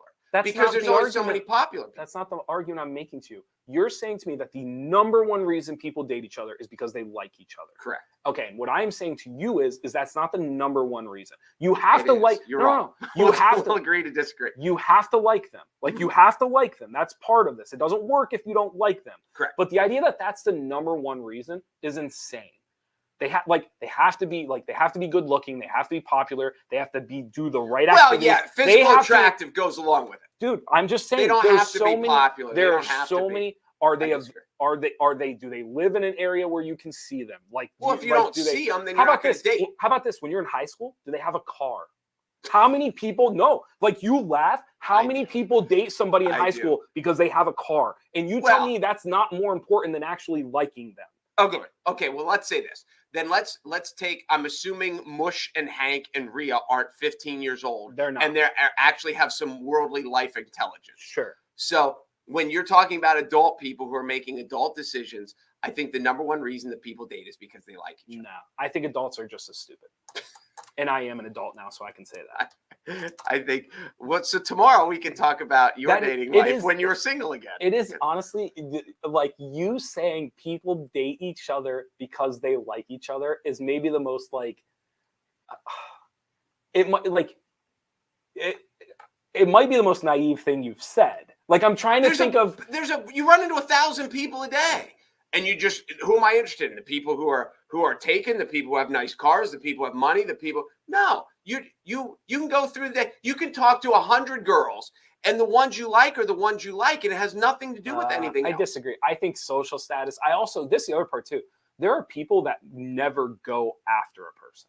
Correct. Okay, so there are people who only end up with who they end up with because they came to them. Correct. Okay. But you can't assume that's Mush and Rhea. So it's don't lump that on Mush. We're not talking about them anymore. We're talking about your naive statement that people only date each other because they like each other. I said it is the number one reason. No chance. Zero chance it's the number one reason. That is like some like real 6th grade BS. Like they date each other because they like each other. You didn't like? More than you know. All right, maybe you're just maybe I liked that they were really good at something, or I liked the way they looked, or I liked the way they did something.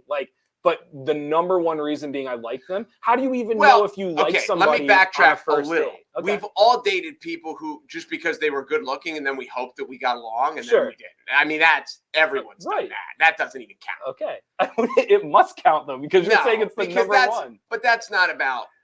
That's not about social status or what they do or what their car is or what circle they run. That's all crap.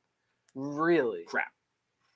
Yeah. I mean, this isn't the movies where like Pretty in Pink where the country club boy has to date a country club girl because he can't. This aspect surprises me about you because you really dive into this stuff. You really think analytically isn't the word, but for you there is a causation. Oh, God, it's 2:00. Okay, yeah, we're fine. There's a causation to why you. I love anytime I'm talking, the clock, the time.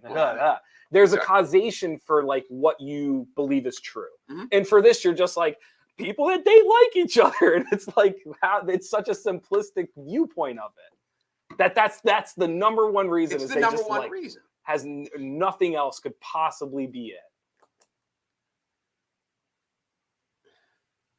People hate each other. Some of the happiest people in relationships I know hate each other. That doesn't make sense. That doesn't make any sense. It does make sense. You can't hate each other and be the happiest people in a relationship. You don't think so? No. You don't think there's a way a relationship to work if two people necessarily don't like each other all the time? Well, there's a difference between I don't like each other. No couple likes each other all the time. They don't hate each other. I mean, they may hate each other for small snippets, but not for in general. You don't say it. So they're either in love or they're in hate. You're not in both. Correct. So there must be other factors that allow them to stick around. No, I can't believe. So back to Hank and Mush. I feel sorry for Mush. I need more details about the relationship. Listen, if Hank's living with Rhea, and Mush and her are going out to lunch and they're having nooners at the hotel and get all that, then it's a very soap opera-ish Grey's Anatomy kind of scandal, and I get that. Then it's scandalous. If Hank and Rhea just came to a breakup and then a year later, and again I get it, if it's 2 hours later, then that's awkward. If it's 7 months later, there has to be an adult aspect of it where you teenagers could handle it in Blossburg. I don't understand why these big people can't handle it in it's in New York City, right? New York City. In New York City. Other than, there's other people around. It'll make Hank less awkward then he shouldn't have dumped her. Now again, if she dumped him to go after him, there are lots of different dynamics as to the way this plays out. But just to say Mush is a horrible person and he should be fired. Now, again, who's saying that, though? Portnoy. No, Portnoy's saying he probably won't survive. Okay. Because if you can't work with your coworkers, how do you work? And again, I get that. I do understand that. If he's and I'm sure there's lots of companies where somebody was dating the boss's daughter and then him and the daughter broke up and dude lost his job. And I get it. and that's part of life. And I understand it from a boss environment or from a boss perspective. He says it has changed the environment to a detrimental way, and I won't have this work environment, and you need to go find somewhere else. I get that. But from everyone else involved, it's like, listen, it's in Blossburg, they could handle it. In New York City as adults, listen, if they're happy, they're happy. Let them be happy. Okay. I think it's a very, I think the aspect of it is, I think it's easy to look at Hank, and I think it's very easy to be like, you lost her. Whether you dumped her or you didn't, the relationship's over, doesn't exist, and so let go of it. And I do understand that aspect. Okay. You just don't subscribe to it. No, I understand it. I think from the other perspective is I just think there's no way Mush and Rhea were legitimately good friends or honest people for this entire stretch after that. Like, it's very hard when you're going to date a friend's ex or a coworker's ex. It's almost impossible to be like fruitfully honest during that span until you finally rip the Band-Aid off and just tell everybody that you're. But you're not required to be fruitfully honest with everyone around you. And that's fine during your stuff. And that's fine. But you are. But here's again. These aren't random people. Like, these are people that you saw every day and you probably considered friends. And like, I don't know. So the question, like I said at the beginning of this, I think the real question for them is it worth it? It's not about being right or wrong. It's about like, you better know this matters for you, because everything else around is crumbling. Well, I don't, but everything else around it shouldn't crumble. I'll give you this, and I don't know if I've ever told this story in the air, but I knew a guy once upon a time who he was married, and they had a business, and they had business for a long time, I think, and they had a business attorney, and the attorney become a friend of theirs. Just, I don't know if I don't think he started as friend, but just throughout the years became a friend because and the wife started having an affair with the attorney who was a friend. And like years later, the wife and they go off and get married. Okay. The guy who got left basically goes off and gets remarried. Mm-hmm. And like then later down the road, they go to dinner together. Okay. Because he's like, listen, I like the guy. I kind of understand why she liked the guy. I like the guy too. I thought he was a good guy. Sure. And they're married and they're still married. So obviously it's something. And then what if the guy's not a good guy? So hold on. So at the end of the day, he's like, I've moved on. They've moved on. Like, let's just be happy for everybody. Mm-hmm. And like, it's a very ideal world. I wish we could all live in it, because what if the guy's not a good guy? Well, but he was friends with it. Because they're like, I was friends with this guy for a long time, so I knew he's a good guy. Their argument right now is like, Mush isn't a good guy, and who's to say? Like, why? I don't know. Like, what did he do to make? What if she asked him out and he's like, sure? I don't know. That makes him a bad guy. I don't know. Like, I can throw hypotheticals too that help me. Like, do you want me to, I'm not sure. But the point I'm making to is like, I think the ideal world that you're creating, yes, we all wish we could do that. Like, and I'm sure in an ideal world, Hank wishes he could just be okay with it. I'm sure in an ideal world, Mush wishes he could date the girl he wants to with no repercussion. But we don't live in like an ideal world. But just because Hank isn't okay with it doesn't mean everyone. When you break up with someone, she's going to go off and date someone else. Yes, and you just can't say, I'm not okay with it. And the whole world has to stop to coddle you because you're not okay with it. But you got to be an adult and deal with it. I don't know if they're coddling Hank as much as they just disagree with it. Like, I think for them, it's like, I'm not dealing with this. Like, I'm not doing it. I'm not doing it. We had a very similar conversation like 3 or 4 weeks ago about an aspect in my life. And I said, like, everything's fine until you're affecting the people around you. Like, if you want to go and do things that are taboo or things that maybe other people aren't happy with, and you want to try to hide it and keep it to yourself, then like, that's your world. And live in it. Correct. But the moment it starts affecting the people outside of you, like, now you're hurting other people. Like, okay. You are affecting other people's life. And especially people still watching. Oh yeah. And especially for like in this case where you basically live Barstool. Like, you don't work for Barstool. You pretty much live it. It's a lifestyle. It is a lifestyle. And so for them, like, you can't get away from this if you work at Barstool. So let me ask you this. Yes. For the other people who work there, who aren't Hank and Mush, how does it affect their life? I just think from a working standpoint, again, it's the idea of like, You're supposed to collaborate. You're supposed to help each other out. You literally, I don't know if you've ever seen a Barstool office space. It's like, it's almost like a stockbroker, like an exchange where it's everybody just like piled on top of each other. And okay, so it's not like they can just go close the door and be off in their own little world. If Hank comes in and he's the same person he was yesterday, and Mush comes in and he's the same person he was yesterday, then he doesn't affect Jeff. I disagree, though. Why? Because what if we have to do a podcast together? But no. But then you're getting into. Well, then you do a podcast together. I don't know if it works that way. I don't know if it works that way. That's all I'm saying. You seem very black and white on the idea of like it's none of your business, just stay out of it. And you and I both know that's not how any of this works ever.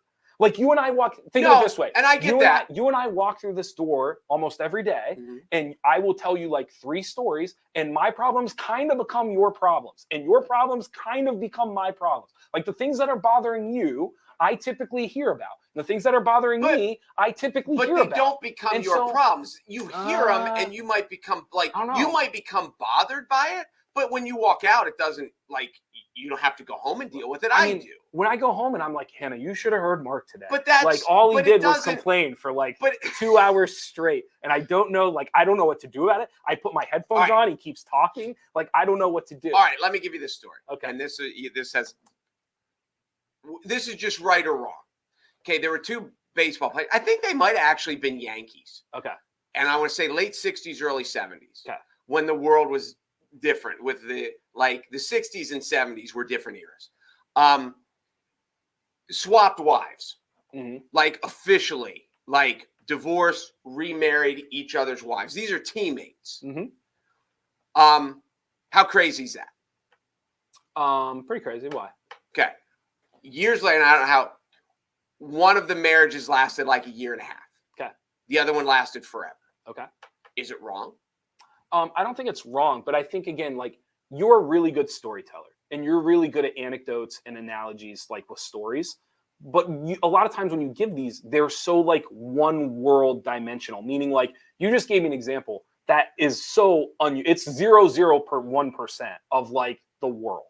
So I don't know how to contextualize that into like the basic conversation of dating coworkers or exes. I get it. But like the point when you tell people that story initially, people are immediately like, if they didn't know it up front, they're like, oh my God, that's crazy. But then if these people ended up staying married for 30 years. You're saying something good came out. And they must have been right. Yeah, which is exact. But isn't that kind of what I'm saying here? What I'm saying is like, you better know you're right. That's kind of what I've been saying this entire time. And I get that. And that's why they do it secretively for a while, because you don't know you're right for how long. Because the one couple looks brilliant. The one couple looks like geniuses. Correct. And the other couple looks like idiots. Like, did you actually think this was going to work? Exactly. Like you thought, okay. So like, but you even in your best that's example. The thing of relationships, you don't know. It's very true. And all I'm saying is to throw away what he's about to throw away. I think she's going to be fine. To throw away what he's about to throw away over something you don't know, I don't know, dude. Like, I feel like, but honestly, I kind of feel bad for him. I don't know. I think the other aspect too, and again, when you're older, like when I'm, you're 50, and you see, people who had affairs, who left one spouse for another spouse. And there's always this level of like, there's this immediate level, like the affair is horrible. But then when you get beyond that and you're like, well, maybe the relationship was horrible. And this is the way the person got out of it.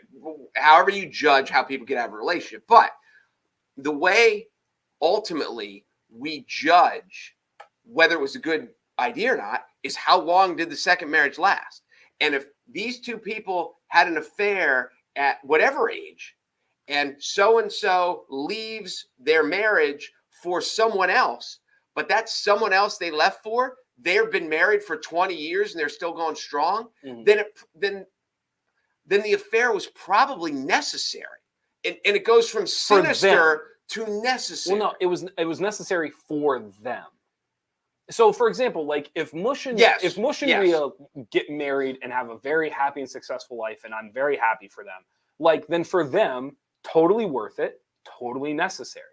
Even if they stay together for 30 years and get married, it doesn't mean that the people around them still weren't affected by it. Agreed. Okay. But when you have like if you're not even married, so I can just use it. If you're going through a divorce and every day you come in, like when I was going through my divorce, the people in my office, like we didn't deal with it every day, but they could tell that there were good days and bad days. So if you're going through a divorce, I'm affected by it. Okay. But it doesn't mean I get to walk into the office one day and say, we need to get rid of Jeff because I can't deal with this stuff.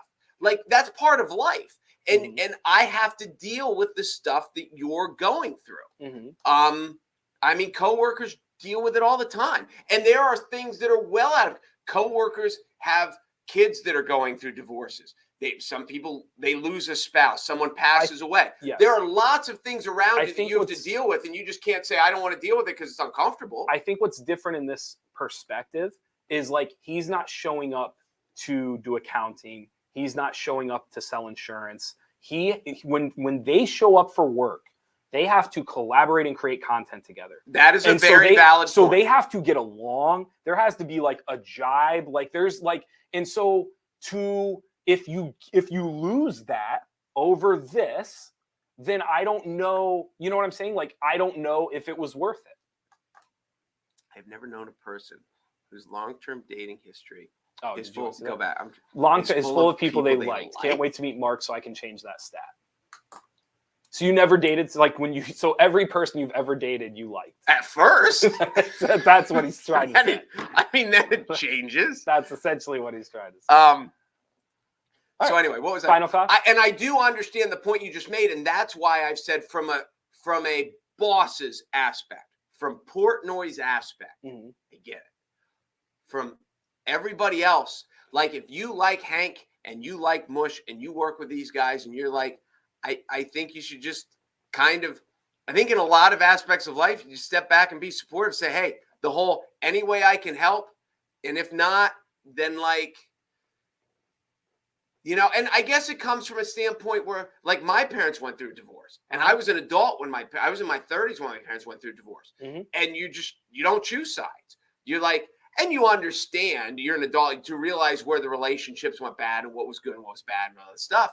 But like I treat them both the same. I treat you, and I understand you're dealing with your stuff, and I'm affected because I'm now an adult child of divorce, but it's much more your issue than it's my issue, and I'm here to support you, and I'm going to treat you the same. You treat me the same, I treat you the same. Yeah, I'm interested if, so like, I mean, when you imply that, like, if one of Hank's friends, like, wanted to date one of Mush's ex, Mush should just be fine with it. If one of Hank's friends wants to date one of Mush's ex, Mush should just be fine with it.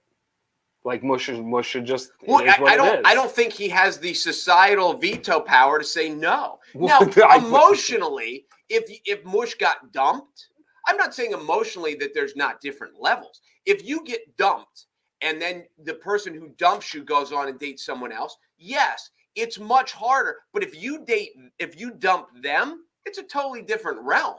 And now dump someone, they go on to date someone. I can't pretend to be devastated. If I do, I'm a basket case. I agree. I think that the irony to what you said just now is that it's essentially like you do your thing, I'll treat you the way I wanted to be treated, everything else. And I think for some people, this is taboo. This is not how they would want to be treated.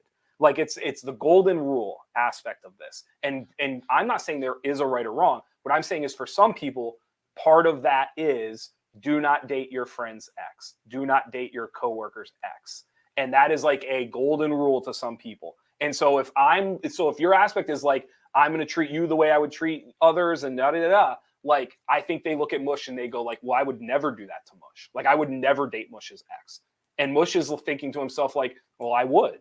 And so there's nothing wrong with that. And so all I'm saying is like, he has to decide that he's okay with that. If he's okay with that and he's willing to take the consequences of the people who disagree, good for him. I don't think he's going to.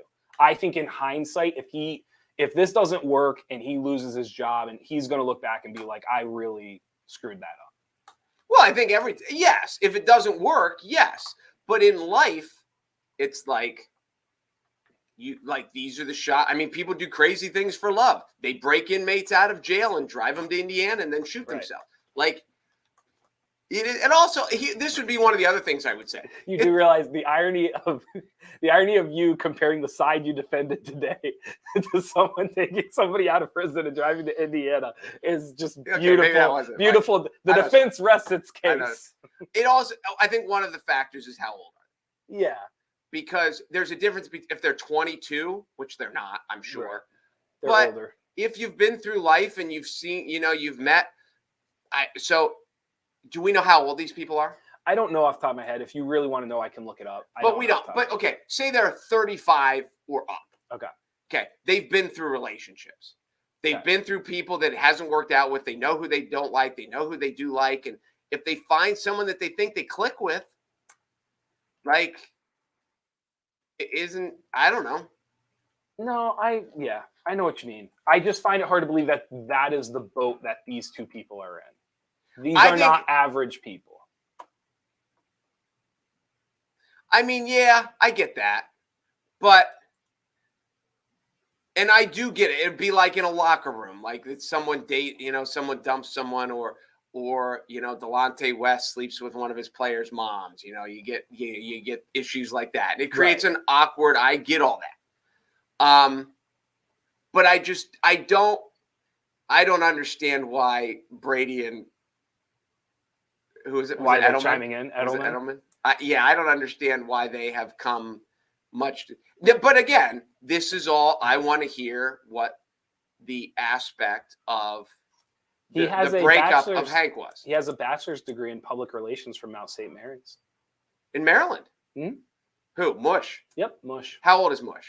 It doesn't say on here. Does not say. Well, give me the Mush fan page. Does it say how old Hank is?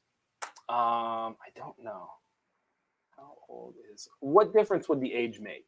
Because I think when you're 22, you're just young and dumb.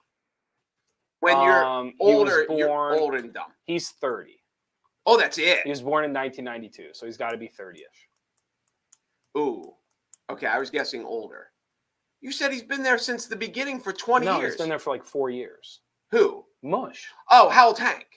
Hank's longer. Big Cat and them have been there for like almost 2 decades. Big Cat has been there since he was like 18. So this show that we're talking about, the main characters are Big Cat and Mush. First of all, the fact that you don't know Big Cat, he had like the podcast with Alex Rodriguez. Okay. And they used to like interview like Cuban and Kobe and all. It was kind of like a big deal.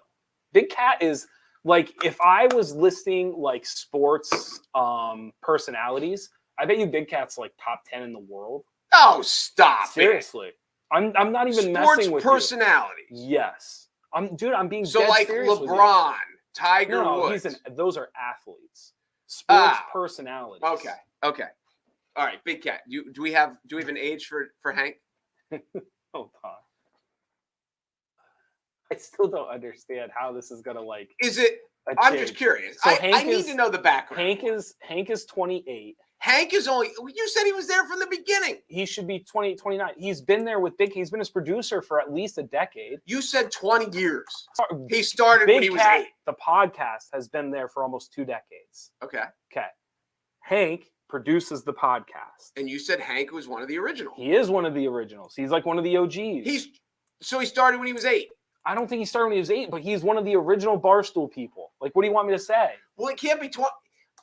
If it started 20 years ago. I know how math works before you lecture me. What I'm saying to you is he's one of the OGs. The 20 years threw me off. It is different than they're in late 20s or 30s. How is it different? How, I think it is different. I think they don't have as much life experience. How is anything we just talked about different? Because I just think it's more, because now I think it's more high schoolish, colleges. They bounce around more. I think it's. So he's either 28 or 29. She's either 28 or 24.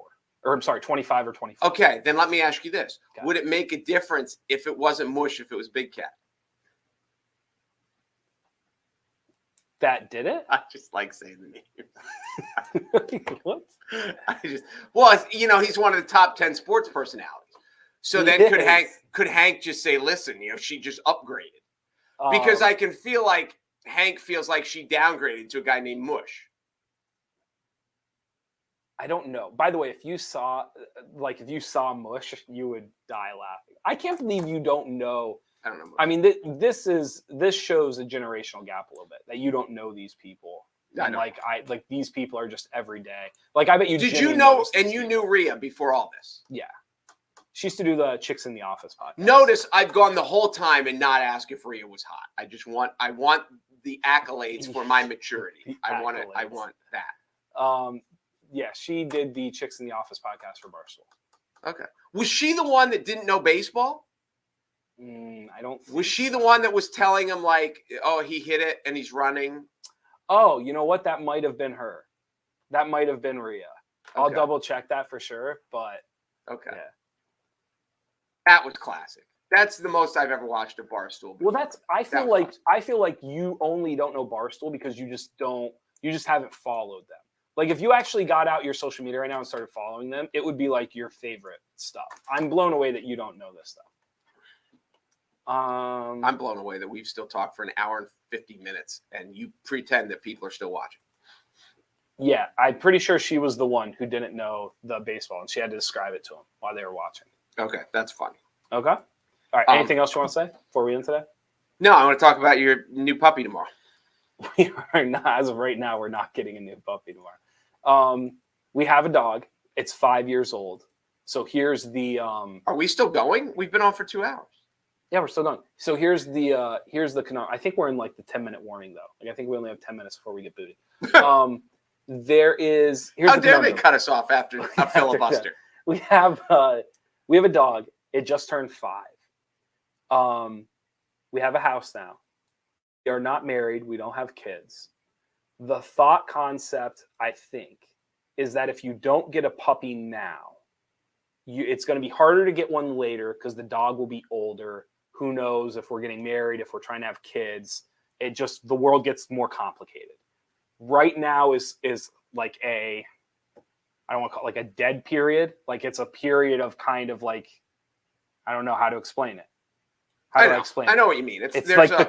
There's a calm before the storm. Yes. And so the idea is not that marriage and parenthood should be known as a storm, but correct.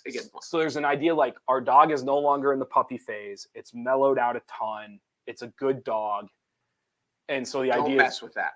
I know. So right. So the idea is like you get a puppy now because you're not planning a wedding, you're not having kids, you're not taking care of another puppy. Now is the time to get the second dog. It will follow the lead of the older dog. The dogs will entertain themselves. Now, if the dog passes away 5 years from now, you now have the other dog. I disagree. That is like the thought concept. This is what I would say. This is my old man advice. By the way, this is not my thought concept. This is my old man advice. And we haven't talked about this before, so I'm not sure what your deep-seated thoughts are. Like, as we said, the storm is coming. Yes. You are on a peace wave right now. Ride that wave. Enjoy the calm while you have it. But this is you don't need to bring drama into just because there's no drama right now. Don't bring drama just because you don't have any, because drama's coming. I just want to state for you again that it was not my thought process. Okay, so I'm just saying you're preaching to the choir right now. There is, I think, I will always give this disclaimer. My girlfriend is lovely. She's loyal. She is one of the most caring people you will ever meet. But with all of that said, there is this aspect of like peace and calm means we're not progressing. And I don't know if that's like a significant other thing. I don't know if that's like a girl thing. I don't know if it's just a personality thing, but there is very much I have dated people in the past before where like you can't have an empty Saturday. Like there's no such thing as an empty Saturday. If there's an empty Saturday on the calendar, you gotta fill it. Like you gotta call friends, you gotta find something to do. Like you have to.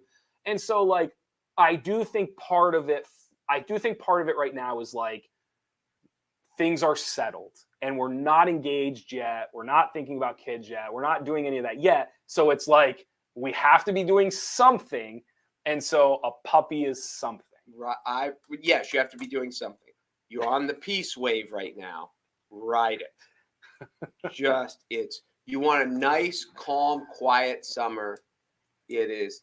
But I've talked to people. I've told people like you don't understand what waking up on Saturday having nothing to do is one of the greatest things on earth. I totally agree. And Yeah, and I've had that discussion with people. Like the reason your life is so chaotic is when it's not chaotic, you make it chaotic. Like you never sit at home, or you never sit out back, or you never do something simple and lazy and calm. But for some people, it is for some people it's distraction. I think for other people though, like that is the calmness is that motion, right? Like it's the constant tide, the crash of the wave, like over, and you know what I mean? Like that is the. And I know I had someone tell me this in adult life that they were talking about a sibling and that a person who had struggled in and out of things in life, and one of their siblings said to me that he doesn't function unless there's chaos, and when he has calm, he creates chaos. Yeah, and so there are people like that, people who thrive on drama, who thrive on chaos, who thrive on peace, and I can see that would be we're not progressing if everything's calm. Yeah, I can see that. That's funny. That's funny. What was the dilemma about aging people? I'll bet everything I own that if she walks into the house with a puppy, you will not take it back. Everything There is a amen. There's a well, here's the other aspect to it too. Every person I've ever met. What's that? I'm pretty sure it's my cousin. Okay. Yeah. There is another aspect to this where anybody who I've ever met that has a husky, they almost always have two or more. I'm one of the few people I've ever met that only has one husky. Because once one dog has shed all over the house, what's two? But there's also, they entertain each other, they play with each other. Now they're not always like up underneath you and like distracting you and like begging you. And so there's this idea of like the second dog, and they kind of play off of each other and that whole aspect. So speaking of your cousin, does your girlfriend realize when she dumps you, she cannot then go date your cousin? He's married, which makes him even more attractive. Unfortunately, I just, like I said, I've gotten out of relationships for better or for worse, probably over a dozen times, and not once do I think I ever dated somebody within the. I'm going back through. And so as soon as you get engaged, you'll immediately become more attractive. It's very true. You've never heard this before. No, I disagree with you. That's all right. We'll leave it. Anything else before we go? Nope. I can't believe anyone's still listening. Why does that always surprise you? Because we've been talking for an hour and 56 minutes. I talked for like 20. Oh, that's not true. You talk nonsense. All right. I'm going to be up here in our banner tomorrow. I'm going to have hashtag Hank on my side. And I'm going to put hashtag. Well, no. Hold on. You'll love it because yours gets to say hashtag Mush. I need to know more details. I don't know enough about it. Like I'm sitting in the jury box. I want to hear the case. I just can't be like, oh, he shot the guy. Well, what was it? Self-defense? Was he being attacked? I'm just not sending the guy up the river for murder. Maybe he had a reason. Nothing will top you defending Mush for an hour and then comparing him to the lady stealing the guy or taking the guy. Love does crazy things. So, Team Mush. Sometimes love brings home a puppy. Thank you guys for watching the Midday Show. Be sure to go to NorthcentralPa.com. Nobody's still watching. For all of your local news. Maybe Mark will be back tomorrow. I don't know. He doesn't think anybody watches these things. So. Not for 2 hours, they don't. You don't think so? I don't even think you listen to me for 2 hours. I zoned out a couple of times. I started reading the comments, looking for something else to do. I believe it. I mean, when I talked, you talked about the time, you got a drink. I was listening. Every time I spoke, you found something different to do. I was listening. That's not true. We need to. We should play the MTV game that you have. Oh yeah, we should. We should do that. I would crush. You think so? Yeah. Is it open or no? Can you take the top off? Yeah. You probably didn't even open it yet, did you? I'm sure I did. By the way, you give me all this crap about DVDs and like never watching them or returning them. I got you that for Christmas, and it has sat on the same spot on your desk since I got it for you. But all I'll hear about is what an awful friend I am because I don't return your DVDs. You know what's funny? I was just like, I'm sure I've opened this. And I wanted to slide the lid off, and it won't slide off because it's still taped shut. Therefore, it's not open. I didn't open it. So there you go. It is cool. And you're still an awful friend because you don't return my DVDs. Did you watch Rebound yet? I haven't. You know what's funny? So we were unpacking, and I actually came across it last week. I think you have 1:20 to tell this story. Okay, so I was unpacking, and I actually came across the DVD last week. And I brought it out, and I looked at Hannah, and I was like, you're not going to want to watch this. But we have to watch. She'll find it like she'll find it entertaining. Like Remember the Titans-ish? Like the social aspect? Or not? Yeah, I mean, and it's a true story. Okay. And she'll, because of like what she does for a living of I don't say helping the needy, but because of her bent in life, she will appreciate the struggles that people go through. By the way, speaking of movies, did you see the Top Gun trailer came out? No. For the new Top Gun? I knew it was coming. So, yeah, it just came out. Looks pretty good. No. You don't think so? I don't think. Okay. I mean, I'll see it. Don't get me wrong. Uh-huh. But, like, not in theaters. Did you see, do we have time? Yeah. Did you see the Nicolas Cage movie? Oh, I haven't. The one about fame or whatever? I think it's going to be great. You've seen it? No, but okay. I would. You think it's going to be good? Did you see he did his first night show appearance in, it was like 15 years or something like that? He went on Kimmel went on Kimmel the other night, and he sat down and he was like, he goes, I'm really excited for this. And Kimmel was kind of like, me too. And he's like, I haven't been on a nighttime talk show, which I was shocked. Are we off? No, we're still going. Oh, okay. Which I was nobody really invited him. Yeah, I don't know if it was nobody invited him. I don't know if he just always turned him down. But I was stunned that Nicolas Cage had not done nighttime TV in over a decade. What's his last good movie? Well, but still, but there's a cult kind of following of Nicolas Cage. That's fair. Like Nicolas Cage, even when he's not making good movies, he's very relevant in the culture. I mean, yes. Hasn't he become a little punchline-ish though? How old is Nicolas Cage? I mean, wasn't his last good movies The National Treasures? Has he done anything beyond those? Yeah, some people would argue they weren't good. Oh my God, who would argue that? Those were fantastic. I like them. Some people would. So Nick Cage is 58. Did you think he was older or younger than that? That's probably fair. I would have said 50 somewhere. 58. I just watched Gone in 60 Seconds the other day again. Have you ever seen that? That's a fun movie. Really, really good. I never saw the original. That's been replaying, and then is it Escape from Alcatraz? With Clint Eastwood? No, I'm thinking of the wrong one. Oh, The Rock. The Rock. The Rock is a great movie. Dude, The Rock has been on, I think, AMC. Like, it's in the rotation now. And every time I see it up on the guide, it takes like everything in me to not push it. What's the front of it? That's not bad. The Throwback Music Party Game.